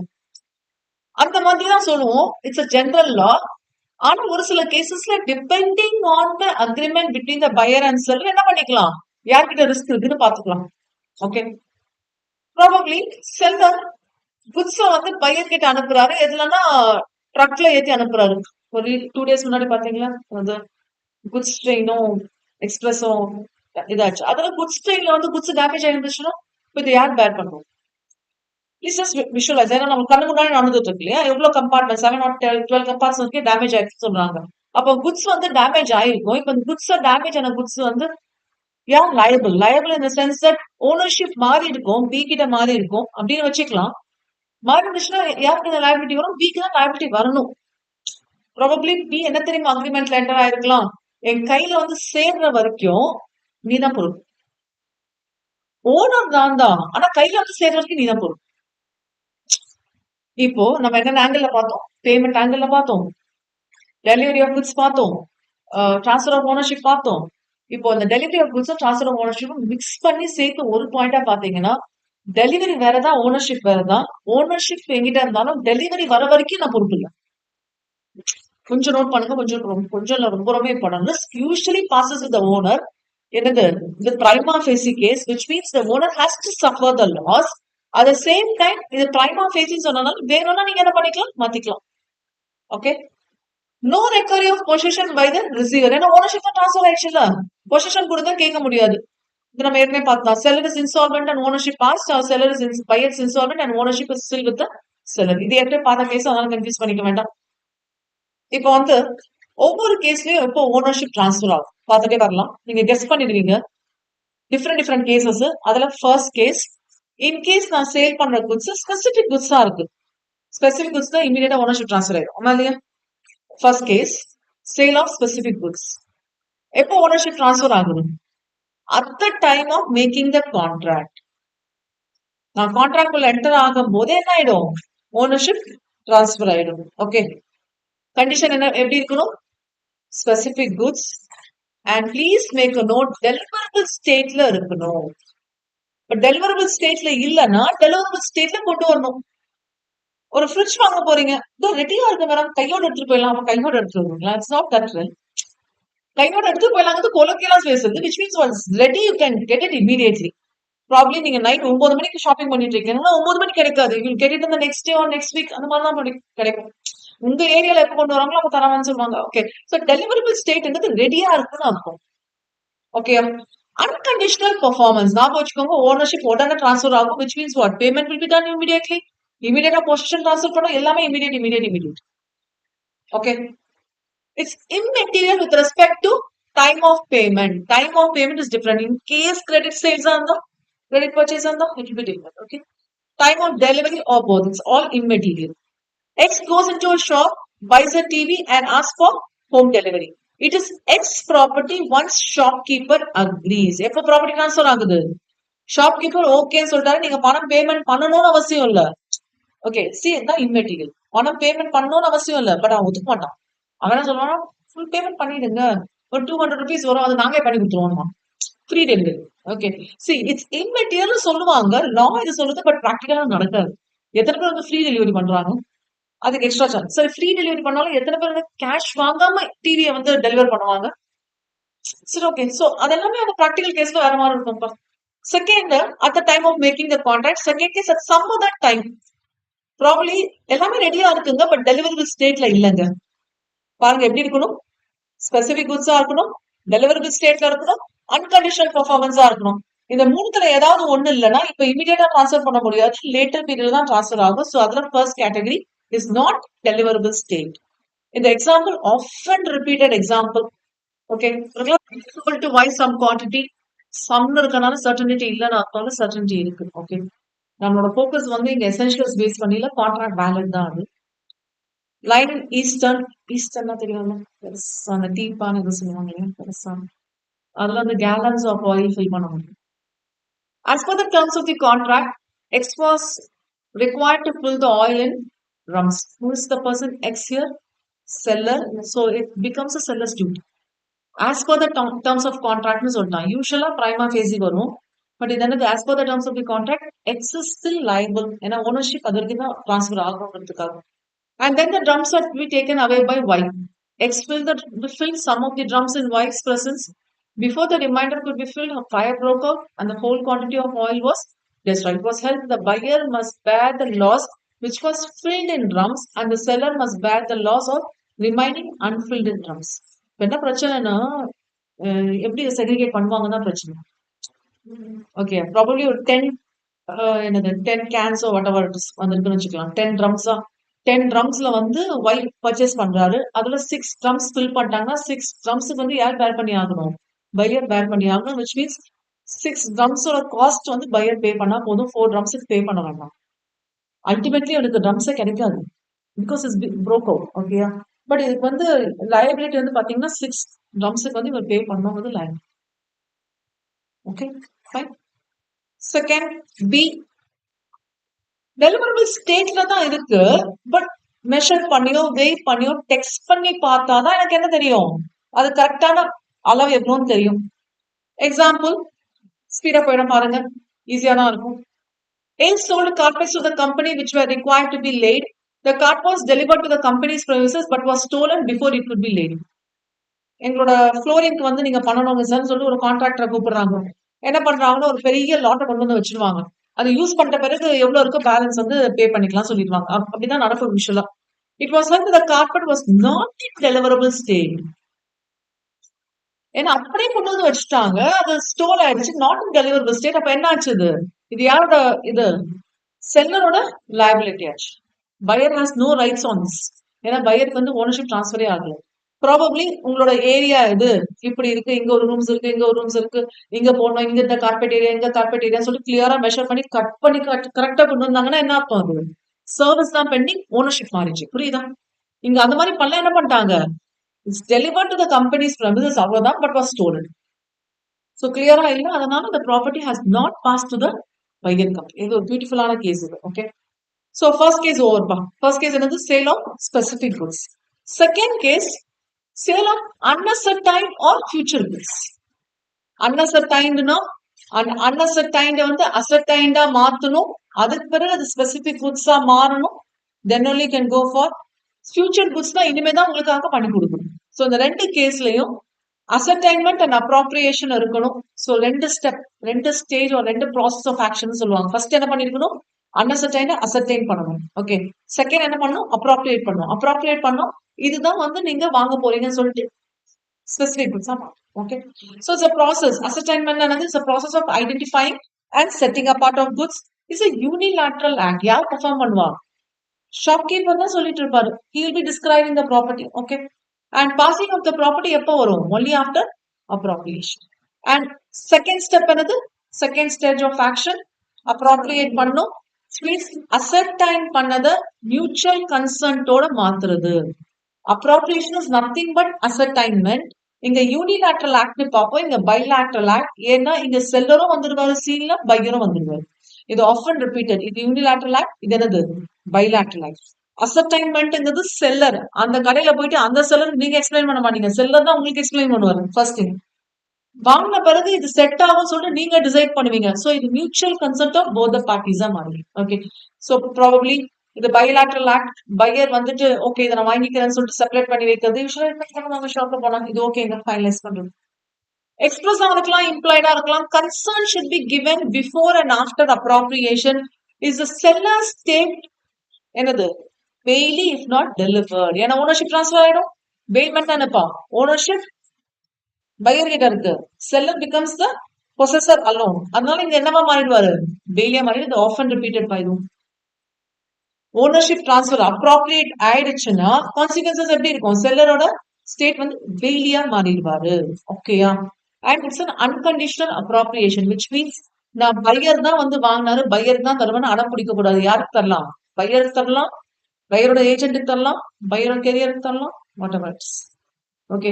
So it's an unconditional appropriation. Once ownership மாறியாச்சுன்னா பையர் அண்ட் பையர் சார்ந்தவங்களுக்கு யாருனாலும் கொடுக்கலாம். சோ பையரோட கண்டிஷன் பேஸ் பண்ணி மாறி. ஓகே. இது ஒரு கிளாஸ் பாக்குறீங்களா. செல்லர் பையருக்கு குட்ஸ் அனுப்பிச்சிட்டாரு. பையர் வந்து நான் குட்ஸ் ரிசீவ் பண்ணிட்டேன் which means accepted அப்படின்னு சொல்லி அப்ரூவ் பண்ணா மட்டும்தான் இது என்னன்னு சொல்லி கன்சிடர் பண்ணுவோம், சேல் கன்சிடர் பண்ணுவோம். which means it's an essential that the goods has to be accepted. எப்படி அக்செப்ட் பண்ணதான் சொல்லுவாங்க, இன்டிமேட் பண்றது. எல்லாம் பையர் வந்து செல்லர் வந்து பையர் வீட்டுக்கு வந்து ஏதாவது வீட்டர் ஆஃபீஸுக்கு வந்து ஏதாவது அனுப்பிச்சிருப்பாரு லெட்டர் மாதிரி. so it has to sign in that saying it is being approved. Okay. Second, adoption of transaction. நான் வச்சுக்கோங்க, adoption செல்லிங், பிளட்ஜிங், கிஃப்ட் இதெல்லாம் வந்துடும். ஆக்சுவலா அவர் வந்து அப்ரூவ் பண்ணல, பட் என்ன பண்ணிட்டாரு, இன்னொருத்தருக்கு வந்து கிஃப்ட் பண்ணிட்டாரு. அப்படின்னா என்ன அர்த்தம், எஸ் அக்செப்டட். இது டீம்ட் அக்செப்டன்ஸ் தானே, கரெக்டா. இது வந்து அக்செப்டன்ஸ் எக்ஸ்பிரசிவ், இது என்னது, இது deemed acceptance. Probably can have this heading. So first case டைரக்டா அக்செப்ட் பண்றாரு. Second case deemed acceptance, which means adoption of transaction. And third one, actually he is failing to return the goods within the fixed or reasonable time. அவரே வச்சிட்டு இருக்காரு, அவர் குடிக்கலாம்னு சொல்லியிருக்கணும், அவரே வச்சிட்டு இருக்காரு. At the same time என்ன பண்றாரு, ரிட்டர்ன் பண்ணல, ஃபெயிலியர் டு ரிட்டர்ன். ரிட்டர்னும் பண்ணல, ஒரு பர்டிகுலர் டைம் இருக்கும், அதுக்குள்ள நீங்க ரீசனபிள் பீரியட்குள்ள நம்ம பார்த்திருக்கோம் இல்லையா, பிரிஸ்கிரைப் ஆனா பிரிஸ்கிரைப் டைம், ஒரு பிரிஸ்கிரைப் டைம்ங்கிறது கேஸ் டு கேஸ் மாறும். சோ பிக்ஸ்ட் ஆர் ரீசனபிள் டைம்ல என்ன பண்ணிருக்கணும், இன்டிமேட் பண்ணிருக்கணும். எந்த ஒரு நோட்டீஸும் இல்லாம, வித்தவுட் எனி இன்டிமேஷன் கிவன், எந்த ஒரு நோட்டீஸும் இல்லாம இவரே வச்சிட்டு இருக்காருன்னா it's actually a failure to return the goods. So இந்த கேஸ்ல வந்து இது என்னவா கன்சிடர் பண்றாங்க, சேல் கன்சிடர் பண்றாங்க. ஓகே, ஹெட்டிங் பாருங்க. What's heading, sale on approval of sale or return. So approval of சேலும் இருக்கணும், இல்லைன்னா ரிட்டர்ன் பண்ணிருக்கணும். ரிட்டர்னும் பண்ணணும், it's taken as deemed sale. Okay. Next case பாருங்க. fourth case பாருங்க. Sale tax only on return basis. அதுக்கும் ஹெட்டிங் டிஃபரன்ஸ் இருக்கு பாருங்களா. என்னது, sale for approval on sale of sale. இங்க வந்து கேஷுவலி அப்படின்னா என்னது, எனக்கு பணம் வந்தாதான் என்னதான் அர்த்தம், சேல் நடந்ததா அர்த்தம். எக்ஸ்பிரசிவ் அக்ரிமெண்ட் இருக்கணும், ஏன்னா இது நார்மலா நடக்காது. அண்ட் இங்க வந்து நம்ம என்னது, அடாப்ஷன் ஆஃப் டிரான்சாக்ஷன் கன்சிடர் பண்ண முடியாது. நான் இன்னொரு கிஃப்ட் பண்ணிட்டேன்னு சொன்னாலும் அது சேல் ஆகாது. ஹெட்டிங் என்னது, கேஷுவல். நான் கேஷ் பே பண்ணாதான் இது என்ன கன்சிடர் பண்ணும், சேலா கன்சிடர் பண்ணும். அதனாலதான் இது எக்ஸ்பிரசிவ். இப்ப நீங்க கேட்பீங்கல்ல, சரி நீங்க பையர்னு வச்சுக்கோங்க, நான் தான் செல்லர். ஓகே, நான் உங்க பிரெமிசஸ்க்கு வந்து குட்ஸ் அனுப்புறேன். அந்த குட்ஸ் உங்களுக்கு பிடிக்கலன்னா நீங்க என்ன பண்ணுவீங்க, பிடிக்கலன்னு சொல்லி எனக்கு இன்டிமேட் பண்ணுவீங்க. இன்டிமேட்டும் பண்ணல, ப்ராபப்ளி வந்து யாருக்காவது கொடுத்துட்டீங்கன்னா நான் என்ன கன்சிடர் பண்ணிப்பேன், டீம்ட் அக்செப்டன்ஸ் கன்சிடர் பண்ணி. இதான் லாஸ்ட் கேஸ் பார்த்தது. இன்கேஸ் நீங்க அந்த மாதிரி வந்து வேணாம்னு சொன்னா, கேஷ் ஒன்லின்னு சொன்னா என்ன பண்ணிருக்கணும், கிளியரா எக்ஸ்பிரஸ் பண்ணிருக்கணும் நம்ம அக்ரிமெண்ட்ல. ப்ராபப்ளி எக்ஸ்பிரஸ்ங்கிறது ஓரளவும் இருக்கலாம், ரிட்டர்னாவும் இருக்கலாம். இப்போ குட்ஸ் பொறுத்தவரைக்கும் இதான் ப்ராப்ளம். என்ன மாதிரியான குட்ஸ் வாங்குறீங்க, இப்போ பேட்டன்ட் இருக்கிற குட்ஸ், பிராண்ட் நேம் இருக்கிற குட்ஸ், அந்த வாரண்டி, அந்த ஒரு கார்டோட வரும் பாருங்க, உங்க நேம் எல்லாம் போட்டு வரும். இப்போ லேப்டாப் வாங்குறீங்கன்னா அது ப்ராப்பரா வரும் உங்களுக்கு, சாஃப்ட்வேர் எல்லாம் இன்ஸ்டால் பண்ணி. இது நீங்க நார்மலா ஒரு 10 rupees ஒரு பென் வாங்குறீங்கன்னு வச்சுக்கோங்களேன், ஸ்டேஷனரி கடையில போயிட்டு அவங்க கிட்ட பில் எல்லாம் கேட்டா மேலே கீழே பார்ப்பாங்க. ஓகே, நாங்கெல்லாம் ஆடிட் படிக்கிற ஸ்டூடெண்ட்ஸ் அப்படின்னு சொன்னீங்கன்னா அவ்வளவுதான். சரி, டிஃபர்ஸ். இந்த குட்ஸ் பொறுத்த வரைக்கும் இதுதான் ஒரு ப்ராப்ளம். ப்ராப்பர்ட்டினா அது வேற, அங்க லாஸே வேற. ஒரு சின்னதா ஒரு லேண்ட் வாங்கினாலும் ப்ராப்பர்ட்டி தான், சின்னதா ஒரு விஷயம் பேர் மாறலாம், பேர் மாறும். பட் குட்ஸ் பொறுத்த வரைக்கும் எப்பவுமே ஒரு ப்ராப்ளம் தான். Is it okay? So expressive agreement இருக்கணும். அண்ட் இங்க வந்து அடாப்ஷன் ஆஃப் டிரான்சாக்ஷன் வராது. விச் மீன்ஸ் ஆஸ் அ பையரா நீங்க அதுக்காக செல் பண்றீங்க, பிளட்ஜ் பண்றீங்க, கிஃப்ட் பண்றீங்க, இது நாங்க வந்து சேலா கன்சிடர் பண்ண மாட்டோம். அப்படின்னா seller will get the rights to get the property from whomever has said sold or transferred. So இது வந்து டோட்டலா 4 cases தான். எந்த ஒரு கேஸா இருந்தாலும் செல்லருக்கு வந்து ஒரு ரைட் இருக்கும். இட்ஸ் a seller reservation சொல்லுவோம். என்னன்னா right to disposal. Ownership transfer பண்ணிடுவாங்க. ஆனா நீங்க பணம் கொடுக்கலாம் உங்க பின்னாடி அனுப்பிச்சிட்டு இருக்க முடியும். Please try to understand. Ownership transfer பண்ணிடுறேன். பட் நீங்க பணம் தர மாட்டீங்க. அப்ப நீங்க பணம் தரீங்க நான் உங்களுக்கு பின்னாடி சுத்திட்டு இருக்க முடியாது. நான் ஃபாலோ பண்ணிட்டே இருக்க முடியாது இல்லையா? அதனால I will have the right to disposal, which is a conditional appropriation. Please make a note. அப்ப ஓனர்ஷிப் ரைட் வந்து எப்ப பார்ட் ஆகிற மாதிரி சொல்றாங்க? Only after fulfilment of the condition. யூஸ்வலா இது எதை வச்சு சொல்லுவாங்கன்னா பணத்தை வச்சு தான் சொல்லுவாங்க. பேமெண்ட் ஆஃப் பிரைஸ் வச்சு தான் சொல்லுவாங்க. ஏன்னா பேமெண்ட் ஆஃப் பிரைஸுக்கும் ட்ரான்ஸ்ஃபர் ஆஃப் ப்ராப்பர்ட்டிக்கும் சம்பந்தம் இல்லை. And whether the goods is been delivered or not is immaterial. Okay, delivery of குட்ஸ்க்கு இதுக்கு சம்பந்தம் இல்லை. 3 டிஃபரெண்ட் ஆங்கிள் பார்த்துட்டே வா. சரி, okay. Next is presumption. It's a deemed right prima facie. Probably bill of lading, railway receipt எல்லாம் இருக்குன்னா என்ன அர்த்தம்? உங்களுக்கு ஹோல்ட் பண்றது ரைட்ஸ் இருக்குன்னு அர்த்தம். டைட்டில் ஆஃப் டாக்குமெண்ட்ஸ்ல பார்த்தோம்ல, proof of possession. Wrongful retaining இருக்குன்னா ப்ராபப்ளி பில் ஆஃப் எக்ஸ்சேஞ்சோட சேர்த்து பில் ஆஃப் லேடிங் வச்சிருக்கீங்க. ப்ராபப்ளி செக்யூரிட்டி பர்பஸ்க்காக கொலாட்ரல் கிரியேட் பண்ணுறதுக்காக வச்சிருக்கீங்க. ரயில்வே ரிசிப்ட் வந்துட்டு பையரோட ரைட் ஆகுமானா ஆகாது. ஓகே, ப்ராபப்ளி இந்த எக்ஸாம்பிள் பார்க்கலாம். X agree to sell goods to buy. One of the condition தான் இருக்கணும் அவசியம் இல்லை. எத்தனை கண்டிஷன் வேணாலும் இருக்கலாம். One of the condition of the contract of the sale was that the buyer must pay the price before the delivery of the goods. புரியுதா? Goods நம்ம கையில இருக்கிற வரைக்கும் அவன் பணம் பே பண்ணுவான். குட்ஸ் நம்ம கை விட்டு போச்சுன்னா பணம் பே பண்ண மாட்டான். அதான் என்ன பண்ணலாம், குட்ஸை வந்து அவன் வாங்கணும், பணம் பே பண்ணிட்டு வாங்கிட்டான். இது நார்மலா ஒரு செல்லர் பண்றது தானே. In this case, by making the delivery goods conditional, அப்ப இது என்ன கேஸ் ஆயிடும்? Conditional delivery of goods. Upon the payment of price, the seller reserves his right to disposal. Is it okay? இதுதான் என்னது? Conditional appropriation. அப்பனா என்ன பண்ணிக்கிறாரு இவரு? He reserves the right. இது யாரோட ரைட்? செல்லருக்கு கொண்டு தான் ரைட் இருக்கு, பையருக்கு இந்த ரைட் இல்ல. Okay, the ownership of the goods will not be transferred to buy until the price is paid by. இது ஒரு கண்டென்ட். ஆக்சுவலா இந்த ஹெட்டிங்கை நம்ம 3ஆ ஸ்பிளிட் பண்ணோம். மெயினா 2 தான், transfer of ownership and delivery of goods. Transfer of ownership நம்ம பார்த்துருவோம். நெக்ஸ்ட் வந்து ரிஸ்க் யார்கிட்ட இருக்குன்னு பார்க்கணும், செகண்ட் கேட்டகரி. அது பிறகு டெலிவரி பார்க்கணும். ப்ராப்ளி இது பிரேக் பண்ண கண்டினியூ பண்ணலாமா? Respirate demino maximum. The loss falls on the owner. Loss or the damages, whatever it is. What are the things linked with it? Delivery of goods நடந்திருக்கணுமா, யார்கிட்ட இருக்கணும், அதை பத்தி நீங்க கவலை பண்ண வேண்டாம். என்ன டெலிவரி ஆஃப் குட்ஸ் இருக்கோ, டெலிவர்டோ நான் டெலிவர்டோ, the same happens. Okay, let me go for the example. A bid for an antique painting at a sale by auction is taking place. After the bid, when the auctioneer struck his hammer, auction sale பொறுத்த வரைக்கும் hammer வந்து strike பண்ணிட்டாங்கன்னா contract comes to existence. இல்லைன்னா இங்க நம்ம sale பேசணும்னா sale has taken place. Okay, he hit the antique which gets damaged. பாருங்க எந்த டென்ஷன் தெரியல அவருக்கு. நீங்க ஹேமர்ல ஸ்ட்ரக் பண்ணணும், அது antique மேலே ஸ்ட்ரக் பண்ணிட்டாரு, காலி ஆயிடுச்சு. Here the ownership has not passed from the seller, hence seller has to warn the risk. Hammer தான் ஸ்ட்ரைக் பண்ணிட்டாங்களேன்னு சொல்ல முடியாது. ஹேமர் ஸ்ட்ரைக் ஆகும்போது என்ன பண்ணிட்டாரு, ஆன்டிக் மேலே ஹிட் பண்ணிட்டாரு. So it got damage. அதனால ப்ராப்பர்ட்டி வந்து டிரான்ஸ்ஃபர் ஆகுது. ஓகே, ஸோ ஜெனரல் லா என்னது? Risk follows ownership. But some exceptions. Probably parties வந்து அவங்களுக்குள்ள அக்ரி பண்ணிக்கிறாங்க. ஃபர்ஸ்ட் ஒன் நம்ம ஏற்கனவே பார்த்துட்டோம். இது செகண்ட், எல்லாருக்குமே ஃபிக்ஸ்ட் ஆர் ரீசனபிள் டைம் இருக்கு. Time is an essential of a contract. இதுல வந்து ஏதாவது டிஃபால்ட் ஆயிடுது, இல்லைன்னா டிலே டெலிவரி ஆயிடுது. அப்போ யார் delivery வந்து delay ஆச்சுன்னா that person has to take the risk. Okay, so that's about the second one. அவ்வளவுதான், 2 points. Okay, transfer of title by non owners பண்ணலாமா? நான் ஓனர்ஸ் வந்து டைட்டில் டிரான்ஸ்ஃபர் பண்ணலாமா அப்படின்னு பாத்தீங்கன்னா, ஆக்சுவலா நம்ம செல்லர் அண்ட் பையர் தான் சொல்லிட்டு இருக்கோம். செல்லர் வந்து ஓனரா இருக்கணும்னு அவசியம் நம்ம ஏற்கனவே டிஸ்கஸ் பண்ணோம். The same thing is carried on over here. There is no absolute ownership is transferred to the buyer. General law, it's a protection to the true owner. ஆனாலும் சில எக்ஸெப்ஷன் கேஸ் இருக்கு. Pier வந்து owner ஆகணும்னா seller யாரா இருக்கணும்? ஓனரா இருக்கணும். இல்லைன்னா owner கிட்ட இருந்து பையருக்கு வந்திருக்கணும். அப்போ பையர் வந்து என்ன ஆயிடுவாரு? ஓனர் ஆயிடுவாரு. ஆனா ஓனர் எப்பவுமே டைரக்டா பையர் கிட்ட கான்டாக்ட் பண்ணணும்னு அவசியம் இல்லை. யார் மூலியமா போலாம்? ஆப்ஷன் சேல் மாதிரி செல்லர் மூலியமா பண்ணலாம். ஓகே, சோ ஜெனரலா என்ன சொல்றாங்கன்னா ஓனர் கிட்ட இருந்து வந்தா மட்டும் தான் பையர் பிகம் த ஓனர். அப்பதான் வந்து அப்சல்யூட் ஓனர்ஷிப் ட்ரான்ஸ்ஃபர் ஆகும். சோ நான் ஓனர்ஸ் ட்ரான்ஸ்ஃபர் பண்ணா no absolute ownership will be transferred. So some lines are missing.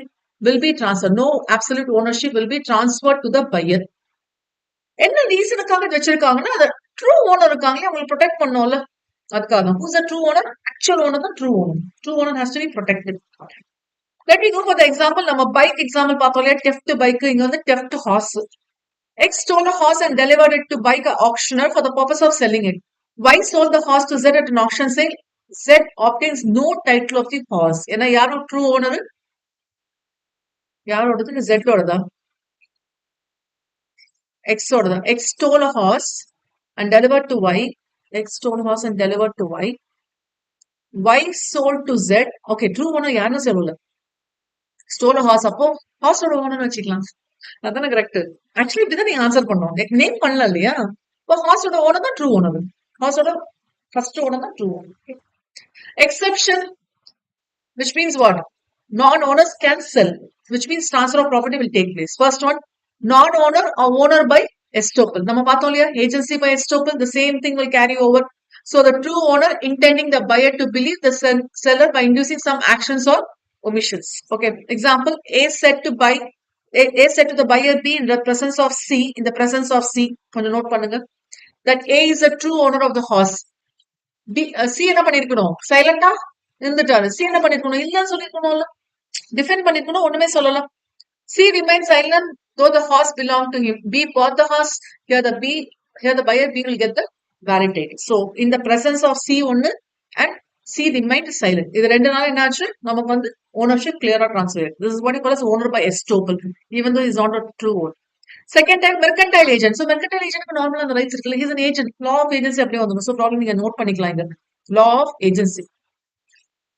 Up with the conditions of the agent in his possession or document of title with the consent of the owner, he can sell goods in the ordinary course of business.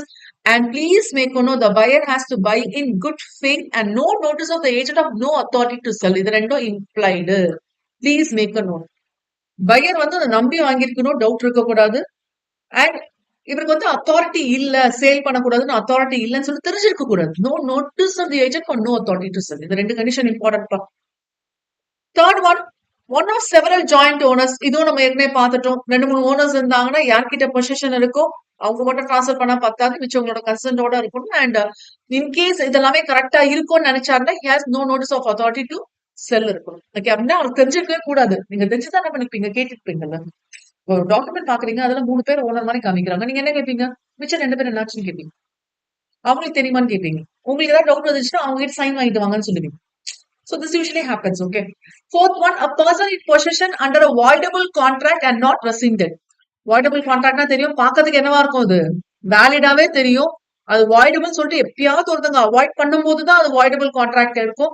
And இது வந்து not rescinded. அப்படின்னா இது என்னது, வேலிடா தான் இருக்கு. ரெசிண்ட் பண்ணாதான் என்ன ஆயிடும், அது void ஆக சான்சஸ் இருக்கு, right? So the buyer buys the goods in good faith without notice of the seller's defective title. Is it okay? Then fifth one, seller in possession, probably after sale. So Bailey மாதிரி இருக்கிறாரு. After sale, he holds the possession, not document of title of goods அவர் கையில இருக்கு. He can sell by himself or mercantile agent. Again, the buyer must buy the goods in good faith without notice of the previous sale. Okay, a seller rights to disposal பார்த்தோம் இல்லையா, he will reserve the right. So example பார்க்கலாமா? During ICL matches, P buys a TV set from R agrees to deliver the same to P after some days. In meanwhile, R sells the same to S at a higher price. அவர் வந்து வாங்குற மாதிரி இல்ல, higher பிரைஸ்க்கு sale பண்றாரு. இவர் என்ன பண்றாரு, அதை நம்பி வாங்கிடுறாரு. which means what, இவர் வந்து கரெக்டான இதை தான் சேல் பண்றாரு. So S gets the good title. இது பார்க்கறதுக்கு வந்து என்ன ஏமாத்துன மாதிரியே தெரியும். இந்த லைன் இல்லைன்னா இது ஏமாத்துறது தான். He buys in good faith and without knowledge of the, இந்த லைன் இல்லைன்னா உங்களோட ஆன்சர் வேற மாதிரி நீங்க தரணும். Okay, S gets the defective title answer வரும். இந்த லைன் இருக்கிறதுனாலதான் என்னன்னு போடுறோம், நம்ம குட் டைட்டில் போடுறோம். கொஞ்சம் நோட் பண்ணிக்கோங்க, இல்லைன்னா மாறிடும், கான்செப்டே மாறிடும். Next one, buyer in possession after sale. Buyer in possession, இப்ப பொசிஷன் யார்கிட்ட இருக்கு, பையர் கிட்ட இருக்கு. சோ வேற buyer sells or pledges probably any acts. Adoption சொன்னோம் இல்லையா, adoption or any acts is being done by himself or mercantile agent. அப்போ buyer acts in good faith ஆன்னு பார்ப்பாங்க and எந்த ஒரு lien or other rights இல்லையான்னு பார்ப்பாங்க. Okay, original sale, original seller கிட்ட இருந்து வரும். ஹையர் பர்ச்சேஸ் அக்ரிமெண்டான்னு வராது பாரு. ஏன்னா ஹையர் பர்ச்சேஸ் அக்ரிமெண்ட் பொறுத்த வரைக்கும் சேல் நடந்திருக்காது. நம்பர் ஆஃப் இன்ஸ்டால்மெண்ட்ஸ் முடிஞ்ச பிறகு தான் சேல் நடந்துக்கும், இது வராது. Next point, unpaid seller. Probably நம்ம 3.4ல இது கம்ப்ளீட்டா டிஸ்கஸ் பண்ண போறோம். அதனால இப்போதைக்கு நான் டிஸ்கஸ் பண்ணல, ஏன்னா அது ஃபுல் டாபிக்கே அதான் அன்பெய்டு செல்லர். அதனால இப்போதைக்கு டிஸ்கஸ் பண்ணல. And any other acts, probably instalment ஆயிட்டாங்க, அபிஷியல் அசைனி இல்ல ரிசீவர் வராரு, இல்லைன்னா கம்பெனி வந்து லிக்விடேட் ஆகுது, அந்த மாதிரி கேசஸ்ல ஏதாவது சேல் நடக்குது, இதெல்லாம் ஆபரேஷன் ஆஃப் லா, நம்ம கையில எதுவுமே இல்ல. Finder of loss good special case பார்த்தோமா? சோ டெஃபினட்டா இது வந்து பேமெண்ட்ல இருந்து வந்துடும். அண்ட் கானி வந்து சேல் பண்றாருல, பிளட்ஜ் பண்ண குட்ஸ் வந்து ரீசனபிள் நோட்டீஸோட சேல் பண்றாரு. இதெல்லாமே வந்து based on the circumstances, which means அந்த law ஃபாலோ பண்ணுங்கன்னு சொல்லிடலாம். Okay, so one complete part over, 1 and 2 complete over. Second heading we had to go for delivery of goods. இது வரைக்கும் ஓகே பாருங்க ப்ளீஸ். பெர்ஃபார்மன்ஸ் எப்படி பண்ணலாம்னு சொல்லிட்டு பாத்தீங்கன்னா, பையர் கிட்ட டைரக்டா பண்ணலாம், இல்லைன்னா பையர் வந்து யார்கிட்ட ஆத்தரைஸ் பண்றாரோ அவங்களுக்கு பண்ணலாம். So to the authorise person. It's a duty of the seller to deliver the goods on the agreed terms. Agreed terms இந்த டேட்ஸ்ல எப்படி பெர்ஃபார்ம் பண்ணணும், இந்த டேட்ல, இந்த டைம்ல, ஆஃபீஸ் ஆஸ்ல, எக்ஸெட்ரா எக்ஸெட்ரா, இன்ஸ்டால்மெண்ட்ஸ்ல whatever it is, okay. And பையரோட வேலை என்னது? Accept and pay. Seller deliver பண்ண வராரு, பையர் வந்து டெலிவரி வாங்கல, இட்ஸ் நாட் அக்செப்டிங் த, இதுக்கு பேர் வந்து அட்டெம்ப்டட் பெர்ஃபார்மன்ஸ். பதினொன்று இருக்கா? What you mean by attempted performance? Perform பண்ண வேண்டிய ப்ராமிஸை வந்து பெர்ஃபார்ம் பண்ண வரும்போது the promisee is not accepting the performance, தான் attempted performance சொல்லுவோம். அதே தான் சொல்றாங்க. So பையரோட வேலை என்ன பாருங்க? Accept and pay for the goods in case not paid now. Concurrent conditions probably base பண்ணி பேமெண்ட் ஆஃப் மணி பண்ணாதான் நாங்க டெலிவர் பண்ணுவோம் அப்படின்னு சொன்னா it depends on agree terms base பண்ணி தான். ஆக்ட் எதுவுமே சொல்ல. அதுதான் இந்தியன் கான்ட்ராக்ட் ஆக்ட் பாத்தீங்கன்னா ஸ்பெசிபிக் இது ரைட்ஸ் அண்ட் லைபிலிட்டிஸ் பத்தி பேச மாட்டாங்க. ஓவரால் ரைட்ஸ் அண்ட் லைபிலிட்டிஸ் பத்தி பேசுவாங்க. Term to case, person to person மாறும். Okay, types of delivery. Actual delivery இருக்கு, சிம்பாலிக் டெலிவரி இருக்கு, அண்ட் கன்ஸ்ட்ரக்டிவ் டெலிவரி இருக்கு. ஆக்சுவல் டெலிவரினா பிசிக்கல் பொசிஷனை தரது பையருக்கோ இல்லைன்னா ஆத்தரைஸ் பர்சனுக்கோ. பாருங்க, X sold and deliver 10 tins of oil, physical delivery. Okay, symbolic டெலிவரிங்கிறது ஆக்சுவல் பொசிஷன் நடக்காது, which means பிசிக்கல் பொசிஷன் நடக்காது. ஒரு இண்டிகேஷன் ஆஃப் சிம்பிள் கொடுப்பாங்க, ப்ராபபிலி கோடான் கீஸை கொடுக்கறது, போய் அங்க போய் எடுத்துக்கோங்க, இல்லைன்னா டாக்குமெண்ட் ஆஃப் டைட்டில் ஆஃப் குட்ஸை டிரான்ஸ்ஃபர் பண்ணி விடுறது, இந்த ரிசீட்டை கொண்டு போய் காமிச்சீங்கன்னா சொல்றது, அந்த மாதிரி பண்றது. Third one constructive delivery. ஏதாவது ஒரு தேர்ட் பர்சன் அக்னாலேஜ் பண்ணணும், ப்ளீஸ் ஹைலைட். இது அடிக்கடி எக்ஸாம்ல கேக்குது. கன்ஸ்ட்ரக்டிவ் டெலிவரி ஒரு டெலிவரி பை அட்டான்மெண்ட். ஆக்சுவலா பையர் அண்ட் செல்லர் தான் இந்த கான்செப்ட்ல இருக்கிறாங்க, பட் தேர்ட் பர்சன் அக்னாலேஜ் பண்ணும். சோ இந்த இடத்துல வந்து செல்லர் வந்து பெய்லின்னு சொல்லுவோம், கோடவுன் கீப்பர் எல்லாம், கேரியர் எல்லாம், வேர் ஹவுஸ்மேன், உங்க செக்யூரிட்டிஸ் இருப்பாங்க இல்லையா, அந்த கார்ட் பர்சன், அவங்க மூலியமா வரணும். சோ அந்த பர்சன் அக்னாலேஜ் பண்ணாதான் முடியும். நீ என்ன சொல்றது, செல்லர் தான் எனக்கு சேல் பண்ணிட்டாங்கன்னு சொல்லிட்டு அவங்க சண்டை போட முடியாது, ஏன்னா அந்த மாதிரியான டேர்ம்ஸ் அண்ட் கண்டிஷன்ஸ்ல இருப்பாங்க. சோ தேர்ட் பர்சனோட இன்வால்மெண்ட் இதுல வரும். தேர்ட் பார்ட்டி ஆர் தேர்ட் பர்சனோட இன்வால்மெண்ட். வெறும் பையர் அண்ட் செல்லர் மட்டும் தான் இருப்பாங்கன்னு சொல்ல முடியாது. Constructive delivery. ஓகே, இது ஏன் கன்ஸ்ட்ரக்டிவ் டெலிவரினா, ஆக்சுவல் டெலிவரி பொறுத்த வரைக்கும் எதுவுமே இன்டிமேஷன் கொடுக்க வேண்டாம். கன்ஸ்ட்ரக்டிவ் டெலிவரினா இன்டிமேஷன் தரணும். கன்ஸ்ட்ரக்டிவ்னா something has to happen in addition to the normal, அதான் கன்ஸ்ட்ரக்டிவ்னு சொல்றோம். Okay, constructive delivery, constructive notice எல்லாம் தனியே பார்ப்போம்.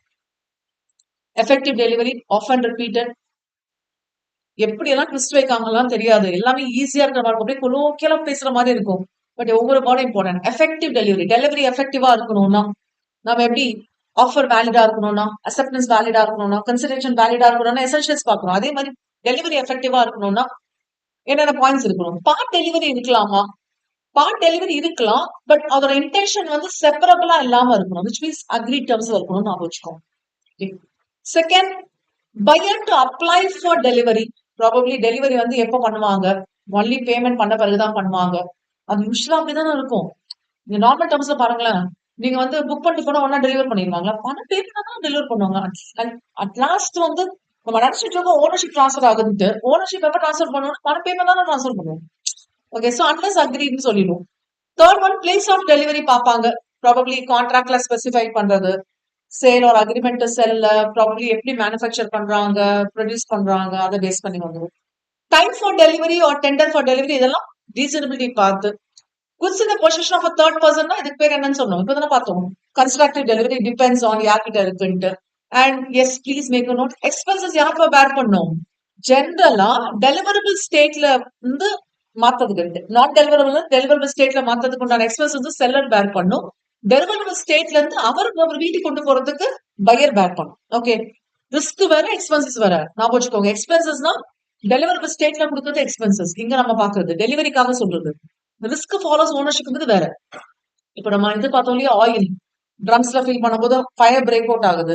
இப்போ ட்ரம்ஸ்ல ஃபில் ஆகுற வரைக்கும் ரிஸ்க் யார் ஃபாலோ பண்றாங்கன்னு அங்க பார்த்தோம். இங்க இங்க வந்து இன்கேஸ் ட்ரம்ஸ்ல ஃபில் பண்றதுக்கு தனி எக்ஸ்பென்சஸ் தர வேண்டியதா இருக்கு. அப்போ அந்த எக்ஸ்பென்சஸ் யார் பேக் பண்ணோம்னா டெலிவரி ஸ்டேட்ல மாத்துறதுக்கு செல்லர், மாத்தின பிறகு buyer. Okay, delivery of wrong quantity பண்ணலாமான்னா ஆக்சுவலா டெலிவரி ஆஃப் ராங் குவான்டிட்டி பண்ணக்கூடாது. பேரே பாருங்களேன், ராங் இருக்குல்ல. இதுல நிறைய ஆர்குமெண்ட்ஸ் போகும். ஷார்ட் டெலிவரி இருக்கு, எக்ஸஸ் டெலிவரி இருக்கு, மிக்ஸ்டு டெலிவரி இருக்கு. ஷார்ட் டெலிவரினா நான் ஆர்டர் பண்ணது 1000 குவான்டிட்டி, 1000 விட கம்மியா கொடுத்தா லெஸ் குவான்டிட்டினா ஷார்ட் டெலிவரி.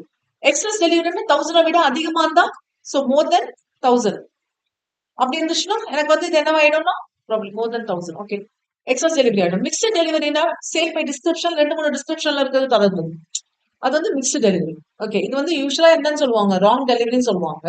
அப்போ ஷார்ட் டெலிவரியா இருந்தா மொத்தமா ரிஜெக்ட் பண்ணுங்க, இல்லனா அக்செப்ட் பண்ணிட்டு எவ்வளவு அக்செப்ட் பண்ணீங்களோ அது மட்டும் கான்ட்ராக்ட்ல பே பண்ணிடுங்க. 1000 யூனிட்ஸ் ஆர்டர் பண்ணீங்க, 1000 சேர்ஸ் ஆர்டர் பண்ணுங்க, எனக்கு எவ்வளவு சப்ளை பண்ணிருக்காங்க, 900 தான் சப்ளை பண்ணிருக்காங்க, நீங்க என்ன பண்ணுங்க மொத்தமா ரிஜெக்ட் பண்ணிடுங்க. ஓகே, சரி நான் ஒரு கான்ஃபரன்ஸ் ஹால் ரெடி பண்ணிட்டு இருக்கேன். அந்த கான்ஃபரன்ஸ் ஹால்ல சேர்ஸ் ஒரே மாதிரி இருக்கணும்னு நினைப்பேன். இந்த கல்யாண மண்டபத்துல பாத்துருக்கீங்களா, ஒவ்வொரு கலர்ல ஒவ்வொரு சேர் ஒவ்வொரு ஷேப்ல இருக்கும், நல்லா இருக்கும் பாக்குறதுக்கு. ஒரே மாதிரி நல்லா அந்த ஷீட் எல்லாம் போட்டு அந்த இதெல்லாம் இந்த கவர் எல்லாம் போட்டு பேக் ரெஸ்ட்டுக்கு நல்லா இருக்கும்ல. அப்ப 900 சேர்ஸ் நான் ஆர்டர் பண்ணேன்னு வச்சுக்கோங்களேன், வாங்கிட்டேன், மிச்சம் 100 சேர்ஸ்க்கு நான் ஆர்டர் இருக்கும், ஒரு லுக்கே இருக்காது.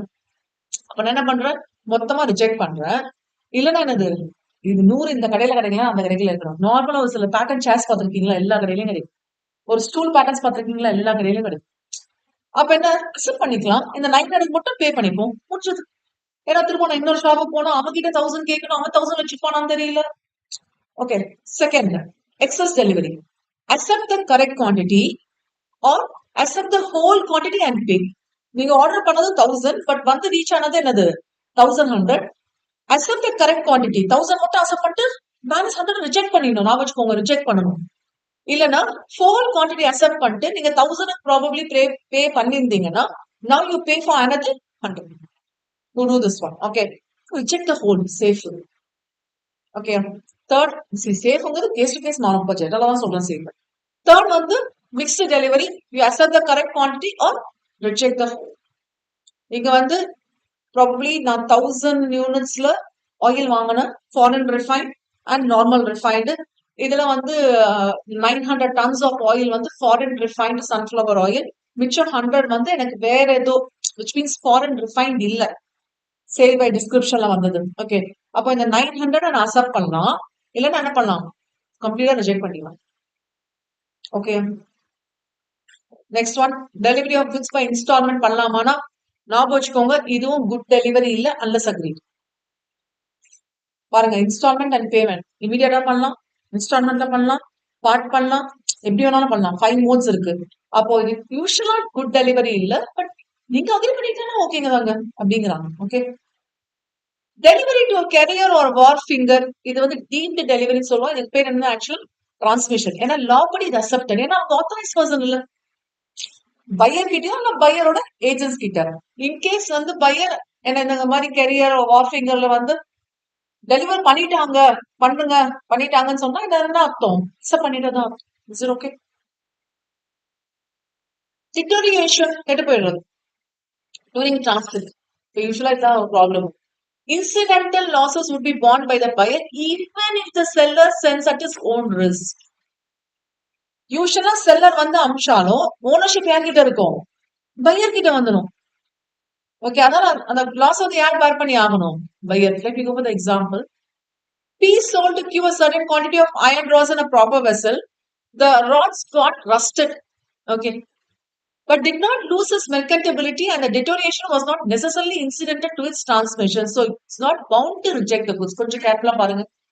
ரஸ்ட் ஆயிடுச்சு, பட் அதோட மெர்கண்டபிலிட்டி குவாலிட்டி இருக்கு. ஸோ கொஞ்சம் பெயிண்ட் அடிச்சு அதெல்லாமே வந்துடும்.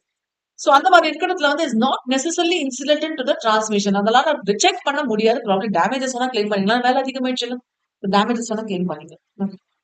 Examination of goods as deliver பண்ணும்போது பையர் வந்து நான் ஆர்டர் பண்ண குட்ஸ் தான் நான் வாங்கியிருக்கேனா, நீங்க ஓபன் பண்ணி காமிங்க அப்படிங்கிறாங்க. அவர் காமிக்கலன்னா நான் ரிஜெக்ட் பண்ணுவேன். பிகாஸ் ஒரு ஆப்பர்ச்சுனிட்டி தரணும். பிகாஸ் அல்டிமேட்லி என்னோட ஓனர்ஷிப்ல இருக்கிற குட்ஸ் இல்ல. So it's duty of the buyer to examine and seller has to give reasonable opportunity for examination. Seller opportunity தராரு, பையர் எக்ஸாமின் பண்ணல அப்படின்னா என்ன அர்த்தம்? Buyer is losing is right to reject the goods. புரிஞ்சுக்கோங்க please. நான் seller, உங்களுக்கு goods நான் அனுப்பிச்சேன். அனுப்பும்போது என்ன சொல்லிருக்கேன்னா நீங்க செக் பண்ணி வாங்கிக்கோங்கன்னு சொல்லி கிளியரா போட்டிருக்கேன். நீங்க செக் பண்ணாம வாங்கிட்டீங்க, அப்புறம் குட்ஸ் தப்பா அனுப்பிச்சிருக்கீங்க நீங்க சொன்னா அது வந்து என்ன பண்றதா அர்த்தம்? நீங்க வேட் பண்ணிட்டதா அர்த்தம் அந்த ரைட். ஏன்னா நான் ரைட்ஸ், என்னோட ரைட்ஸ் வந்து நான் எக்ஸிக்யூட் பண்ணுவோம்ல. நான் உங்களுக்கு வந்து நான் கம்ப்ளீட் ரைட்ஸ் கொடுத்தேன், செக் பண்ணிக்கோங்க. But you did not take up the right. Actually இது உங்களோட ரைட் இல்ல, இது உங்களோட டியூட்டின்னு சொல்லியிருப்பாங்க. ரைட் கூட இல்ல, டியூட்டி. ஏன்னா நீங்க வாங்குறீங்க, அதானே நம்ம இந்த buyer be aware concept. Okay, தூக்கி போடுறாரு. ஓகே, எதுவா இருந்தாலும் பரவாயில்ல, which means it's adoption of an act. அதுவும் என்னது? Acceptance of delivery, deemed acceptance சொல்லுவோம். And third one, he retains the good for a reasonable time. Failure to return பார்த்தோமா? He retains the good for a reasonable time without intimating the seller that he wants to return. Intimate பண்ணாம அவரே retain பண்ணிட்டார். இது தவிர சொல்ல miscellaneous points, சின்ன சின்ன points. Intimate மட்டும் பண்ணா போதும், இந்த மாதிரி நான் ரிஜெக்ட் பண்றேன்ட்டு. ஓகே, இவரே போய் கொண்டாலும் போய் தரணும்னு அவசியம் இல்ல. there is no liability for the buyer to return the goods. Intimation alone is sufficient. இந்த மிஸ்லேனியஸ் சொன்னா ஏதோ ஒரு பாயிண்ட்ஸ் நினைச்சுக்காதீங்க, இதெல்லாமே உங்களுக்கு கேஸ் லாஸ்ல தேவைப்படும். இன்டிமேட் பண்ணா போதும், இவரே போய் ரிட்டர்ன் பண்ணணும்னு அவசியம் இல்லை. சரி, okay, first one. Second, acceptance of குட்ஸ்ங்கிறது என்னது? Final assent of the buyer, which means contract becomes executed. executed contract பார்த்தோமா, it becomes executed. Third one, goods are received பண்ணா it does not imply acceptance. Please make a note. நம்ம 4 case பார்த்தோம்ல, receive பண்றது, sale on approval. See, அக்செப்டன்ஸ்ங்கிறது case to case மாறும். நம்ம ஜெனரலா 3 case பார்க்கறோம், கேஸ் டு கேஸ் மாறும்.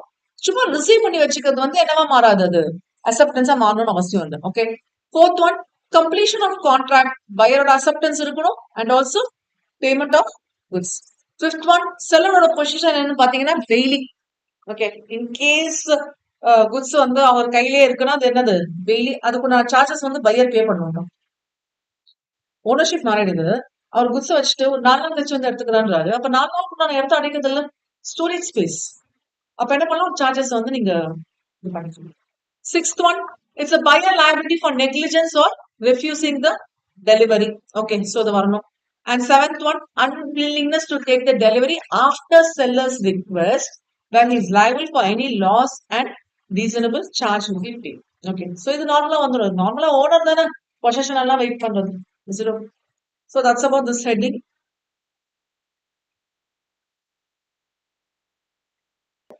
Unpaid seller, if he has not received or tendered attempted performance on the Chilean, the whole price, please highlight.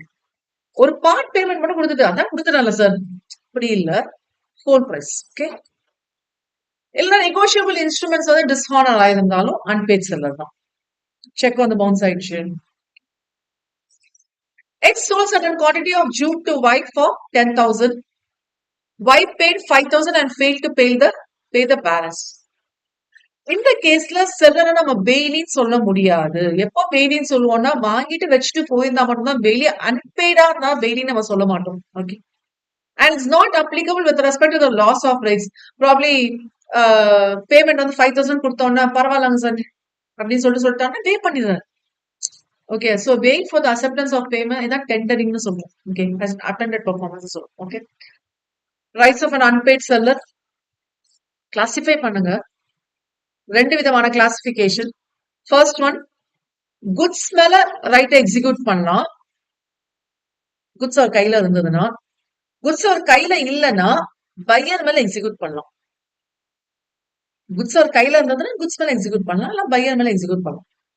So right against the first good, first category. இப்போ குட்ஸ்ங்கிறது நம்ம பொசிஷனை தானே மீன் பண்றோம். Goods கையில இருக்கிறது பொசிஷனை தானே மீன் பண்றோம். அப்போ ப்ராப்பர்ட்டி யார்கிட்ட இருக்குன்னு பாருங்க. ப்ராப்பர்ட்டி பாஸ் டு த பையரா இல்லைன்னா ப்ராப்பர்ட்டி செல்லர் கிட்ட இருக்கா, விச் மீன்ஸ் ப்ராப்பர்ட்டி பையர் கிட்ட இருக்கா, நாட் பாஸ் டு த பையர்னா செல்லர் தான் ப்ராப்பர்ட்டியா வச்சிருக்காரு, ப்ராப்பர்ட்டினா ஓனர்ஷிப் ரைட்ஸ் வச்சுட்டு இருக்காரு. ஓகே, இன்கேஸ் ப்ராப்பர்ட்டி பையர் கிட்ட பாஸ் ஆயிடுச்சுன்னா 3 ரைட்டை வந்து எக்ஸிக்யூட் பண்ணலாம். அன்பெய்ட் செல்லருக்கு 3 ரைட்ஸ் வரும். ஒன் வந்து right of lien, which means he can hold the goods.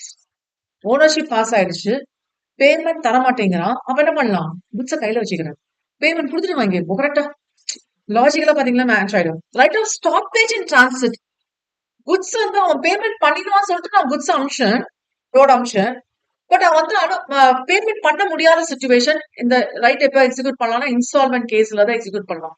Goods send பண்ண பிறகுதான் எனக்கு தெரியுது he has become insolvent. அப்ப நான் என்ன பண்ணலாம், I can stop the. Third வந்து என்ன பண்ணலாம், perishable etcetera, right of exchange.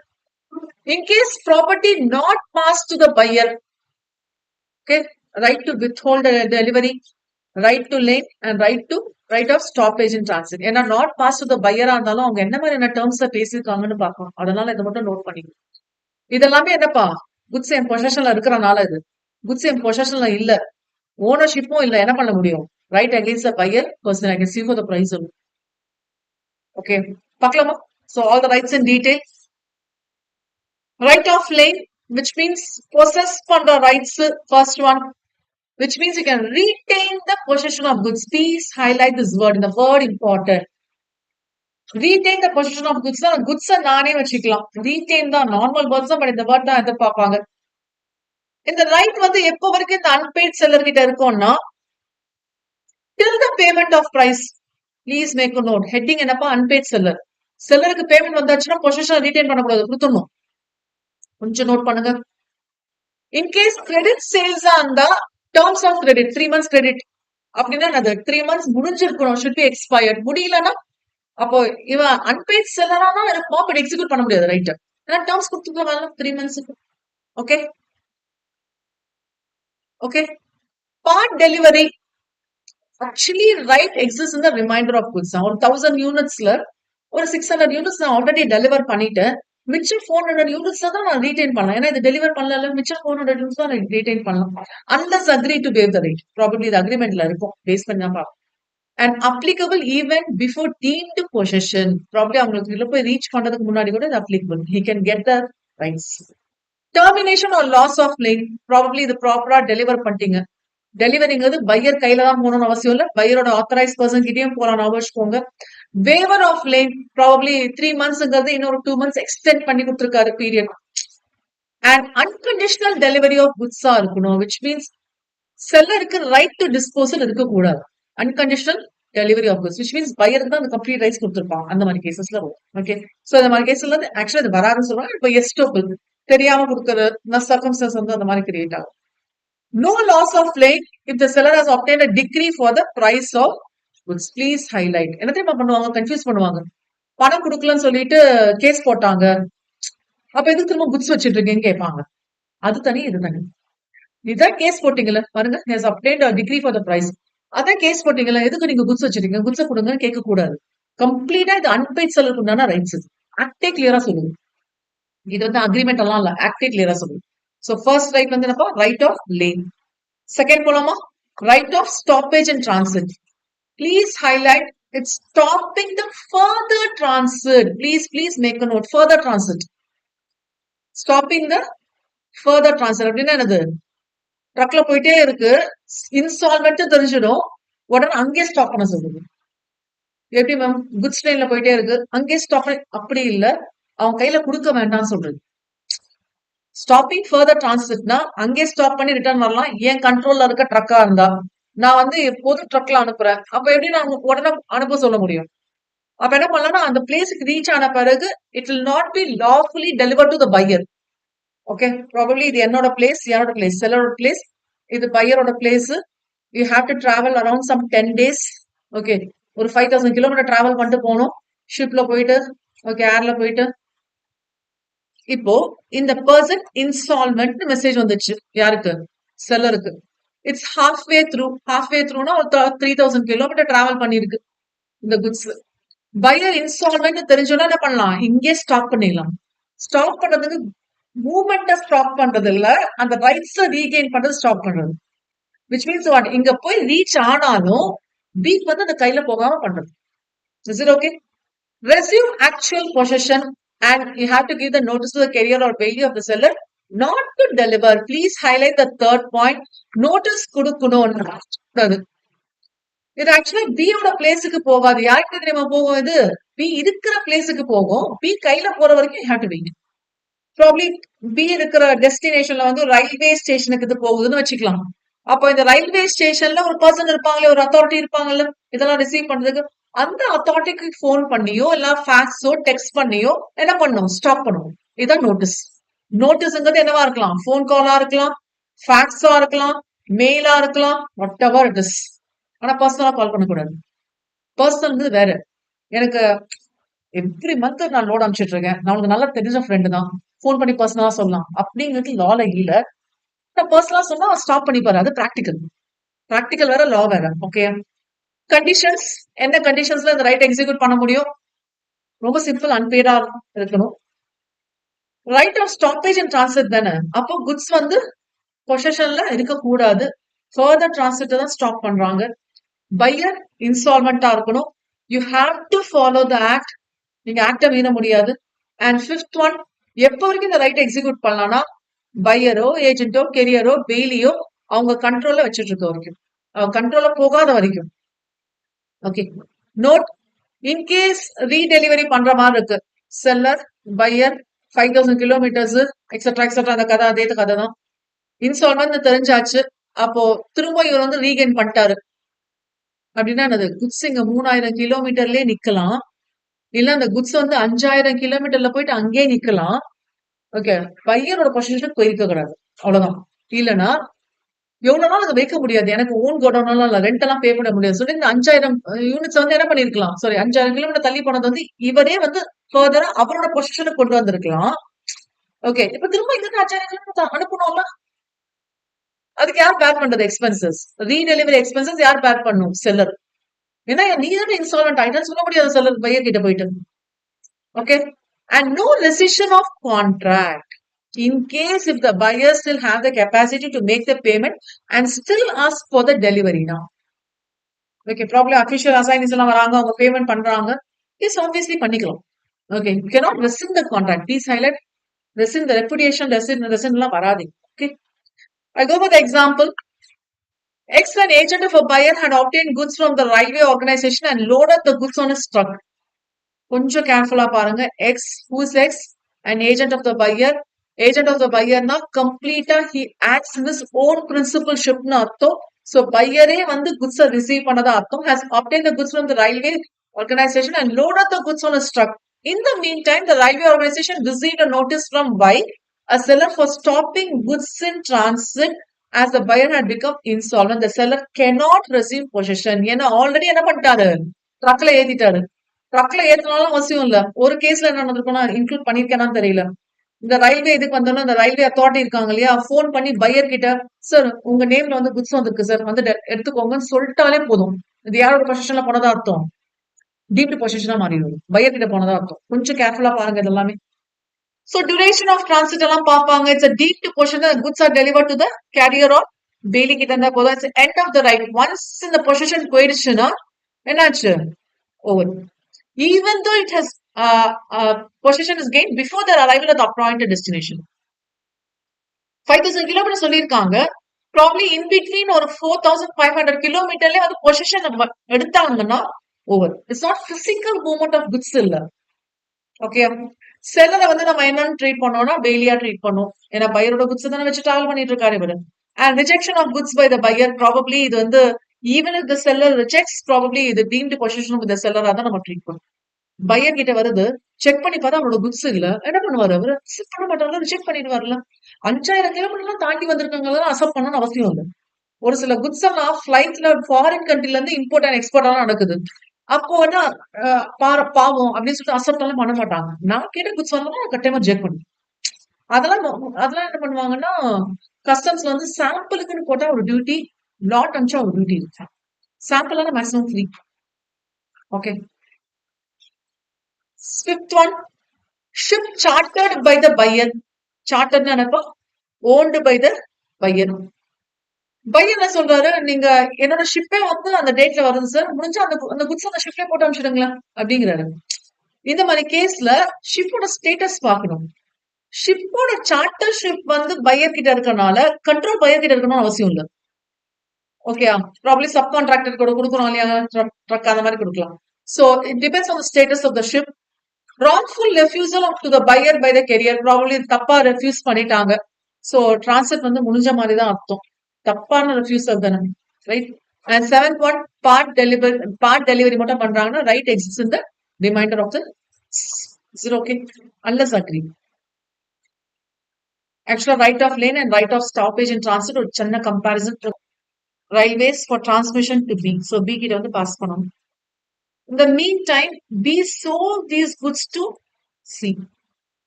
என்னோட குட்ஸ் வந்து ட்ரக்ல வந்துட்டு இருக்குங்க, ட்ரெயின்ல வந்துட்டு இருக்கு, வர குட்ஸ் உங்களுக்கு நான் சேல் பண்ணிடுறேன்னு சொல்லிட்டு சேலம் பேசி முடிச்சிருக்காரு. For consideration, B becomes insolvent. Here still A can excise the stoppage in transit. புரியுதா? என்னங்க நீங்க எப்படி பண்ணிட்டீங்க, குட்ஸ் அனுப்பிச்சுட்டு நான் இன்ஸ்டால்மெண்ட் ஆனேன்னு சொல்ல முடியாது இல்லையா லேட்டர் பீரியட்ல. ஸோ குட்ஸ் அனுப்பிச்சுட்டா நான் வந்து சீக் சேல் பண்ணிட்டேனே, I have given the promise அப்படின்லாம் சொல்ல முடியாது. இங்க அல்டிமேட்டா யார் அன்பேட் செல்லர், அவங்களுக்கு உண்டான ரைட்ஸ் எப்பவுமே இருக்கு. ஓகே, இது யூனிக்கான கொஸ்டின், பியூட்டிஃபுல்லான question. Exception, if the asset is given by the seller, seller என்ன சொல்றாரு, பரவாயில்ல நீங்க சேல் பண்ணிக்கோங்க, மார்கேஜ் பண்ணிக்கோங்க, ஏதாவது சொல்றாருன்னா தட்ஸ் டிஃபரெண்ட். ஏன்னா அவரே அவரோட ரைட்ஸ் வேவ் பண்ணிடுறாரு இல்லையா, right? And transfer of document of title to the seller, probably அவர் வந்து இன்டர்ன் பையர் கிட்ட ட்ரான்ஸ்ஃபர் பண்றது அதெல்லாமே நார்மல். ஓகே, அவர் வந்து பொசிஷனோட டைட்டில கொடுத்துட்டாங்கன்னா பொசிஷன் மாறிச்சுன்னு தான் அர்த்தம். பிசிக்கல் டெலிவரி வரலனாலும் சிம்பாலிக் டெலிவரி நடந்திருக்குன்னு தான் அர்த்தம். ஓகே, ஸோ சேலுங்கிறது ரைட்ஸ் ஆர் டிஃபீட்டடுங்கிறதுக்காக. பிளட்ஜுங்கிறது right shall be exercised, probably பிளட்ஜுக்கு வந்து ஒரு சில ரைட்ஸ் வரும். அண்ட் இங்க வந்து என்ன பிரின்சிபல் ஃபாலோ பண்றாங்கன்னா, செகண்ட் பையருக்கு வந்து எப்பவுமே ரைட்ஸ் வராது, எப்பவுமே ஃபர்ஸ்ட் பையருக்கு தான் ரைட்ஸ் வரும். அந்த ஃபர்ஸ்ட் பையர் யாரு, seller. Please try to understand. நம்ம பொறுத்த வரைக்கும் எப்படி பார்த்துட்டு இருக்கோம்னா, பையர்னு ஒருத்தர், செல்லர்னு ஒருத்தர், அவ்வளவுதானே. இங்க நடக்கிறது ஒரு சேல்னு பாக்குறோம். இவருக்கு எப்படி இந்த குட்ஸ் வந்திருக்கும், கொஞ்சம் திங்க் பண்ணி பாருங்க. இவருக்கு எப்படி இந்த குட்ஸ் வந்திருக்கும், இவர் யார்கிட்ட பை பண்ணிருக்கணும்ல. அப்போ இந்த சேல் பொறுத்த வரைக்கும் இவர் தான் என்னது, இந்த குட்ஸுக்கு ஃபர்ஸ்ட் பையர், இவர் தான் என்னது, செகண்ட் பையர். அப்போ second buyer cannot stand in a better position than his seller. Seller தான் யாரு, first buyer, which means original person. Original person எப்பவுமே வந்து என்ன பண்ணாரு, லா வந்து டிஃபெண்ட் பண்ணாரு. ஓகே, டிஃபீட் பண்ணாரு. சரி, okay, continuing. Next is right of resale. இது நார்மல் பா, பெரிஷபிள் இன் நேச்சர். பாருங்க, பையருக்கு நோட்டீஸ் தரணும்னு கூட அவசியம் இல்ல. ப்ராபப்லி ஒரு நோட்டீஸ் ப்ரொவைட் பண்ற மாதிரி இருந்தா ப்ராஃபிட் ரிட்டர்ன் பண்றது, லாஸ் ரெக்கவர் பண்றதுக்காக இருக்கும், அவ்வளவுதான். நோட்டீஸ் கொடுக்காம சேல் பண்ணலாம். இது சேல் பண்ணும்போது ப்ராஃபிட் வந்துச்சு, சேல் பண்ணனால லாஸ் வந்துச்சுன்னு என்ன பண்ணலாம், நோட்டீஸ் கொடுக்கலாம். நோட்டீஸ் கொடுத்து தான் சேல் பண்ணணும்னு அவசியம் இல்ல. பட் சேல் பண்ண பிறகு ப்ராஃபிட் எவ்வளவு, லாஸ் எவ்வளவுன்னு சொல்லிட்டு நோட்டீஸ் தரலாம். Okay, if any other rights are exercised na, probably the buyer will get good title, probably the right of stoppage and transit ஏதாவது இருந்துச்சு.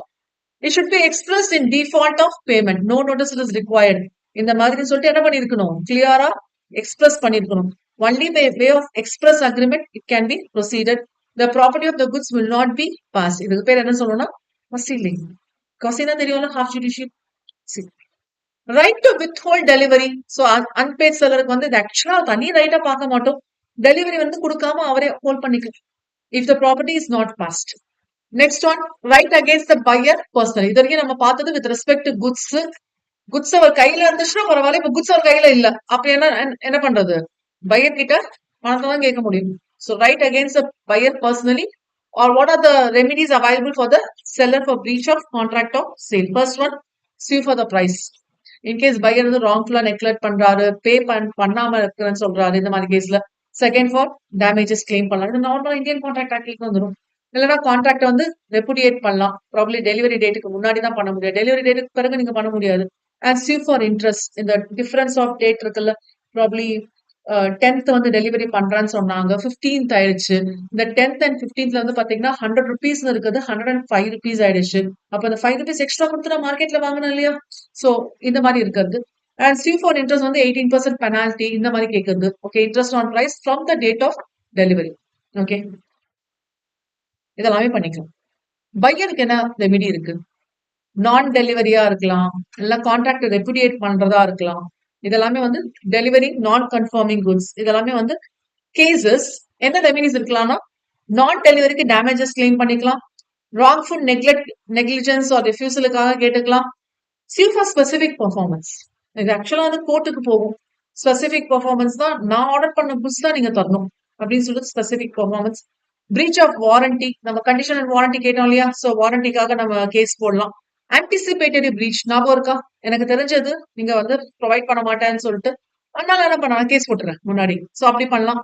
Plus see you for interest. இது எல்லாமே வந்து கான்ட்ராக்ட் ஆக்ட் தான், இந்தியன் கான்ட்ராக்ட் ஆக்ட். ஓகே, அதெல்லாம் புது டாபிக்கா பாக்காதீங்க. புது டாபிக்கா பாத்தீங்கன்னா என்னென்னமோ படிக்கிற மாதிரி ஒரு ஃபீல் கிரியேட் ஆகும். புது டாபிக்கா பார்க்க வேண்டாம். Tax and contract of sale. யூஸ்வலா இது ஒரு ப்ராப்ளம் ஆகும். டாக்ஸ் இன்க்ரீஸ் ஆகுது, டிக்ரீஸ் ஆகுது. இது யார் ஃபார் எக்ஸாம்பிள் ஜிஎஸ்டி இருக்கு. ஓகே, பையர் தான் வந்து ஜிஎஸ்டி பே பண்ணும். ஆப்வியஸ்லி அது பே பண்ணணும் தான். Okay, so increase or decrease of tax rates இதெல்லாமே வந்து he has to manage. Sale of goods ஆக்ட்ல ஒரு ஸ்பெஷல் கேஸ் ஆக்ஷன். கண்டினியூ பண்ணலாமா? ரொம்ப சின்ன டாபிக் தான், முடிச்சிடலாம். ஆக்ஷன். சோ ஆக்ஷன் சேல் நீங்க பார்த்திருப்பீங்க. probably might have noted of a public sale where different intending buyers will there. They will assemble and they'll try to outbid each other. ஒரு antique இருக்கு, ஒரு பர்டிகுலர் ஃபர்னிச்சர் இருக்கு. Okay, அந்த ஃபர்னிச்சரை வந்து action சேலுக்கு தராங்க. ஆக்ஷன் சேல் யார் பண்ணுவா?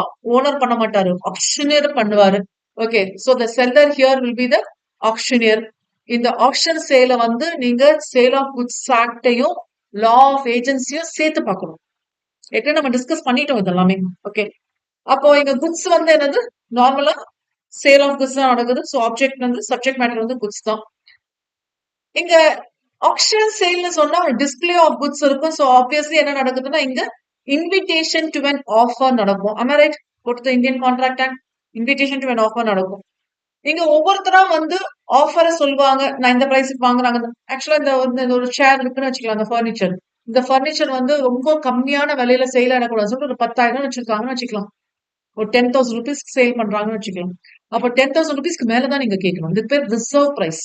ஒரு பிரைஸை ரிசர்வ் பண்ணிருப்பாங்க, அதுக்கு மேலதான் நீங்க கேட்க முடியும். சோ ஒவ்வொருத்தரும் ஒவ்வொரு மாதிரி பிரைஸ் கேட்கறாங்களோ அவங்க பேர் வந்து ஆஃபரர்ஸ். ஆனா இந்த கேஸ்ல நம்ம ஆஃபரர்ஸ் பதிலா என்ன சொல்றோம்னா பிட்டர்ஸ் சொல்லுவோம். ஓகே, இன்கேஸ் இந்த பிரைஸ் ஓகேன்னு சென்ஸ் பண்ணாங்கன்னா அக்செப்டன்ஸ் நடக்கும். யார் அக்செப்ட் பண்ணுவா? ஆக்ஷனர் அக்செப்ட் பண்ணுவாங்க. எப்படி தெரியுமா? ஹேமர். ஆன்டிக் உடைக்கிறது இல்ல, hammer. Okay, right. So points to ponder. Bidders தான் இன்டெண்டிங் பையர்ஸ். இங்க பிரைஸ்ங்கிறது usual of highest bid sum. Auctioneer வந்து the agent of the owner follows from law of agency. acceptance வந்து fall of hammer or any other customary manner. So ringing the bell எல்லாம் இருக்கும். Fourth வந்து the auctioneer need not disclose the fact that he is so selling. implied warrantyல வந்துரும். He has the right to sell னு வந்துரும். He not disclose. It's understood. And fifth one is the auctioneer right to accept the highest bid இல்ல reject and accept a lower bid. Okay, ஒருத்தர் வந்து 15,000 ரூபாய் கேட்கிறாரு, இன்னொருத்தர் வந்து 20,000 ரூபாய் கேட்கிறாரு.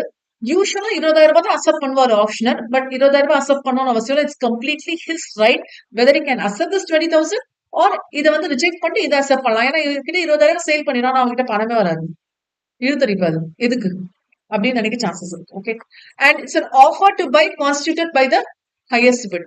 நிறைய பேர் கேட்பாங்க, ஆனா அதுல ஒருத்தர் தான் ஆஃபரா வருவாரு. கான்ட்ராக்ட்ல ஒருத்தர் தான் ஆஃபரா வருவாரு. பிட்டர்ஸ்ங்கிறது கம்ப்ளீட்டா யாரா பிட் பண்ணலாம், ஆனா அதுல ஒருத்தர் தான் வந்து ஆஃபரா வருவாரு. பிட் வந்து ரெவகேட் பண்ணலாமா? பிட் ஆஃபர் தானே. ஆஃபர் வந்து ரெவகேட் பண்ணலாமா? எஸ், வேலிட் இருக்குல்ல. Before acceptance the same thing. Okay, continuing. Special terms இந்த லைன் பை லைன் போகல, கேஷுவலா பார்த்தலாம். Knock out agreements. What you mean by knock out agreements? ஒரு set of group of persons இருப்பாங்க. அவங்களே அவங்களுக்குள்ள குரூப் மாதிரி ஃபார்ம் பண்ணிட்டு காம்படிஷனை ப்ரிவென்ட் பண்றதுக்காக ஒரு 20 நம்பர் ஆஃப் பிட்டர்ஸ் இருக்காங்கன்னு வச்சுக்கலாம். இந்த 20 நம்பர் ஆஃப் பிட்டர்ஸ் ஒவ்வொருத்தரும் ஒவ்வொரு பிரைஸ் கேட்டா பிரைஸ் எங்கேயோ போகும். அந்த சேரோட பிரைஸ் என்னது? 10,000. இதோட விலை மேக்ஸிமம் 20,000 போகும். பட் இந்த 20 பேர் இருந்தாங்கன்னா இவங்களுக்குள்ள கெத்த மெயின்டைன் பண்ண வேற இருக்கும். அவங்களுக்குள்ள விலையை மாத்தி மாத்தி மாத்தி பேசி 20,000 ரூபாய் சேரை 1,00,000 ரூபாய் விற்க வச்சிருவாங்க. அதனால என்ன பண்ணுவாங்க, அவங்களுக்குள்ளேயே ஒரு குரூப் ஃபார்ம் பண்ணி எதுக்காக? To prevent the competition. இது ஆக்சுவலா தப்பானா இது தப்பு இல்ல, பட் இல்லீகலா நீங்க பண்ணணும்னு நினைச்சீங்கன்னா தப்பு. ப்ராப்ளி ஒரு தேர்ட் பார்ட்டி வந்து இது பண்ணோம், பிரைஸ் ரேஸ் பண்ணி விடக்கூடாது, அந்த மாதிரி பண்ணீங்கன்னா தப்பு. ஓகே, ஆக்சுவலா இது தப்புன்னு சொல்லல. Okay, okay. So this is one term. Reserve or upset price நான் டிஸ்கஸ் பண்ணிட்டேன். டாம்பிங் ஆக்சுவலா வந்து தேவையில்லாம வந்து பிரைஸ் வந்து ரேஸ் பண்ணிடுறது. ஒரு 20 பேர் வந்திருப்பாங்க. அதுல இந்த சேரோட பிரைஸ ஏத்திடணுங்கிறதுக்காக என்ன தெரியுமா பண்ணிருப்பேன்? நானே ஒரு 10 பேர உள்ள சேர்த்திருப்பேன். நீங்க ரூ. 10,000 கேட்டா நான் என்ன சொல்வேன்? ரூ. 11,000 சொல்லுவேன். நீங்க இன்னொருத்தர் வந்து ஓ 11,000 போகும் போல இருக்கு. இன்னொருத்தர் வந்து 12,000 கேட்டா நான் ஒரு ஆள வச்சிருப்பேன்ல, அவன் வந்து 14,000 சொல்லுவான். நான் சொல்லி வச்சிருப்பேன். இன்னொருத்தர் வந்து ஓகே 14,000 போது நல்ல சூப்பரான சேர் போல இருக்கு. அப்படின்னு சொல்லிட்டு நீங்க ரூ. 15,000 கேட்டீங்கன்னா நான் ரூ. 20,000 கேட்பேன். அவன் யாரு? ஏன் ஆளு. C damping. டேம்பிங்னா தேவையில்லாம வந்து ஓ சாரி இது வந்து பஃபர்ஸ். I'm sorry. இது வந்து பஃபர்ஸ். சாரிப்பா. இது பஃபர்ஸ். பாருங்க பஃபர்ஸ்னா the person used by the seller to make pretended wish to raise the price. Only intention to raise the price. இதே வந்து நீங்க பிரைஸ ஏத்தும் போது இப்போ இந்த பிரைஸ் வந்து ஏத்திட்டே போச்சுன்னு வச்சுக்கோங்களேன். அல்டிமேட்டா நான் விலை அதிகமா தர வேண்டியதா இருக்கும். நான் உங்க பக்கத்துல உட்காந்துட்டு நல்லாவா இருக்குன்னு வச்சாரு. வீட்ல வச்சா நல்லாவா இருக்கும். அப்படி சொன்னா என்ன பண்றீங்க? நீங்க வாங்க மாட்டீங்க. அப்போ விலையை குறைக்கிறதுக்காக அந்த டிஃபெக்ட்ஸ் இருக்கு, இந்த டிஃபெக்ட்ஸ் இருக்கு. Actually I'm disturbing the buyer, not estimate the price. அப்ப விலை ஏறாதுல்ல. சோ அல்டிமேட்டா நான் தான் வாங்கணும்னு இன்டென்ஷன் வச்சிருப்பேன். அந்த மாதிரி தான் அதுக்கு பேர் வந்து டேம்பிங். ஓகே. இது யூசுவலா என்ன பண்ணுவாங்கன்னா, டிஃபெக்ட்ஸ பாயிண்ட் அவுட் பண்ணுவாங்க. இல்லன்னா வந்து டிஸ்டர்ப் பண்ணுவாங்க தேவையில்லாம பையர. ஒரு ஆக்சுவல் பிரைஸ் வந்து பண்ணாம. இல்லன்னா வந்து கொயசல், ஸ்கேரவே பண்ணுவாங்க. ஓகே. மிரட்டுறது. இந்த 3 விஷயத்தினால பிரைஸ வந்து ரேஸ் பண்ண விடாம பண்ணா, அல்டிமேட்டா அங்க விலைக்கே போகாதா? அப்ப என்ன விலைக்கு போகுதோ அத வித்துட்டு போயிடுவாரு ஆப்ஷனல். ஓகே. பஃபர்ஸ்னா விலை ஏத்தறதுக்காக, டாம்பிங்னா அப்படியே உல்டா ஆக்ட் விலையை குறைக்கிறதுக்காக டீம் ரெடி பண்றது. Is it okay? So example பாத்துக்கலாம். இந்த example often repeated normal example நான் டிஸ்கஸ் பண்ணிட்டேன். ரூல்ஸ் சிஎம்ஏ குரூப் 1க்கு அடிக்கடி இந்த ரூல்ஸ் மட்டுமே கேக்குறாங்க. ரூல்ஸ் ஆஃப் அன் ஆப்ஷன் சேல்ன்ட்டு. ஒவ்வொரு லாட்டும் separate contract of sale. Probably இந்த ஆப்ஷன்ல ஷேர் போகுது, டேபிள் போகுது. ஷேர் அண்ட் டேபிள் சேர்த்து பண்ணாம தனித்தனியா ஆப்ஷன் சேல்ல போட்டாங்கன்னா in case I am the bitter X இது தனி கான்ட்ராக்ட் ஆகும், இது தனி கான்ட்ராக்ட் ஆகும் தான் பார்ப்போம். இன்கேஸ் அவங்களே தனித்தனி லாட்டா பண்ணாங்க. சோ ஒவ்வொரு லாட்டா என்னவோ பார்ப்போம். Separate contract. Fall of hammer ஒரு கஸ்டமரி மேனர் தான் என்னது? Acceptance over. So sale gets completed. The right to bid may be reserved expressly by or on behalf of the seller or any other person. Okay. அவங்களே வந்து டீமை define பண்ண ஆனா இந்த மாதிரி நடந்தா இது என்னது? fraudulent. Okay. And if the right to bid by the seller is not ரிசர்வ்னா இது வந்து ரிசர்வ்னா இது வந்து நாட் ரிசர்வ்னா it's not lawful. Okay. Reserve price fix பண்ணிருக்காங்களான்னு பேஸ் பண்ணி தான் இதை பாக்குறாங்க. சோ இது மட்டும் நோட் பண்ணிக்கோங்க. அண்ட் இந்த மாதிரி ரிசர்வ் பிரைஸ் இருக்குன்னு சொல்லிட்டு ஆப்ஷனரியா நோட்டிஃபை பண்ணணும். And the buyer has a right to avoid the sale if he senses that it is a pretended bidding. Okay. பஃபர்ஸை வச்சு பிரைஸ் ரேஸ் பண்ணிருக்காங்க, வேணும்னு தான் பண்ணிருக்காங்க, தெரிஞ்சு போச்சுன்னா என்ன பண்ணலாம்? வாய்டபிள் கான்ட்ராக்ட் மீன் பண்றோம், அவாய்ட் பண்ணலாம். ஓகே. அண்ட் வாரண்டி இம்ப்ளைடு பா இது நார்மல் பாயிண்ட்ஸ் தான். அத்தாரிட்டி டு செல் இதெல்லாமே வந்துடும். கண்டிஷன் வாரண்டி பார்த்தாலே வந்துடும். இது trading contracts involving rail or sale இது நீங்க பாத்துக்கலாம். ஓகே. இது ஒன்றும் இல்லை. ஃபவுண்டேஷன் விட்டுலாம் இன்டர் மட்டும் சும்மா ஒரு கிளான்ஸ் பார்ப்போம். ஓகேப்பா that's it. Sale of goods act over. Next கிளாஸ்ல நம்ம நியூ டாபிக்ல பார்ப்போம்.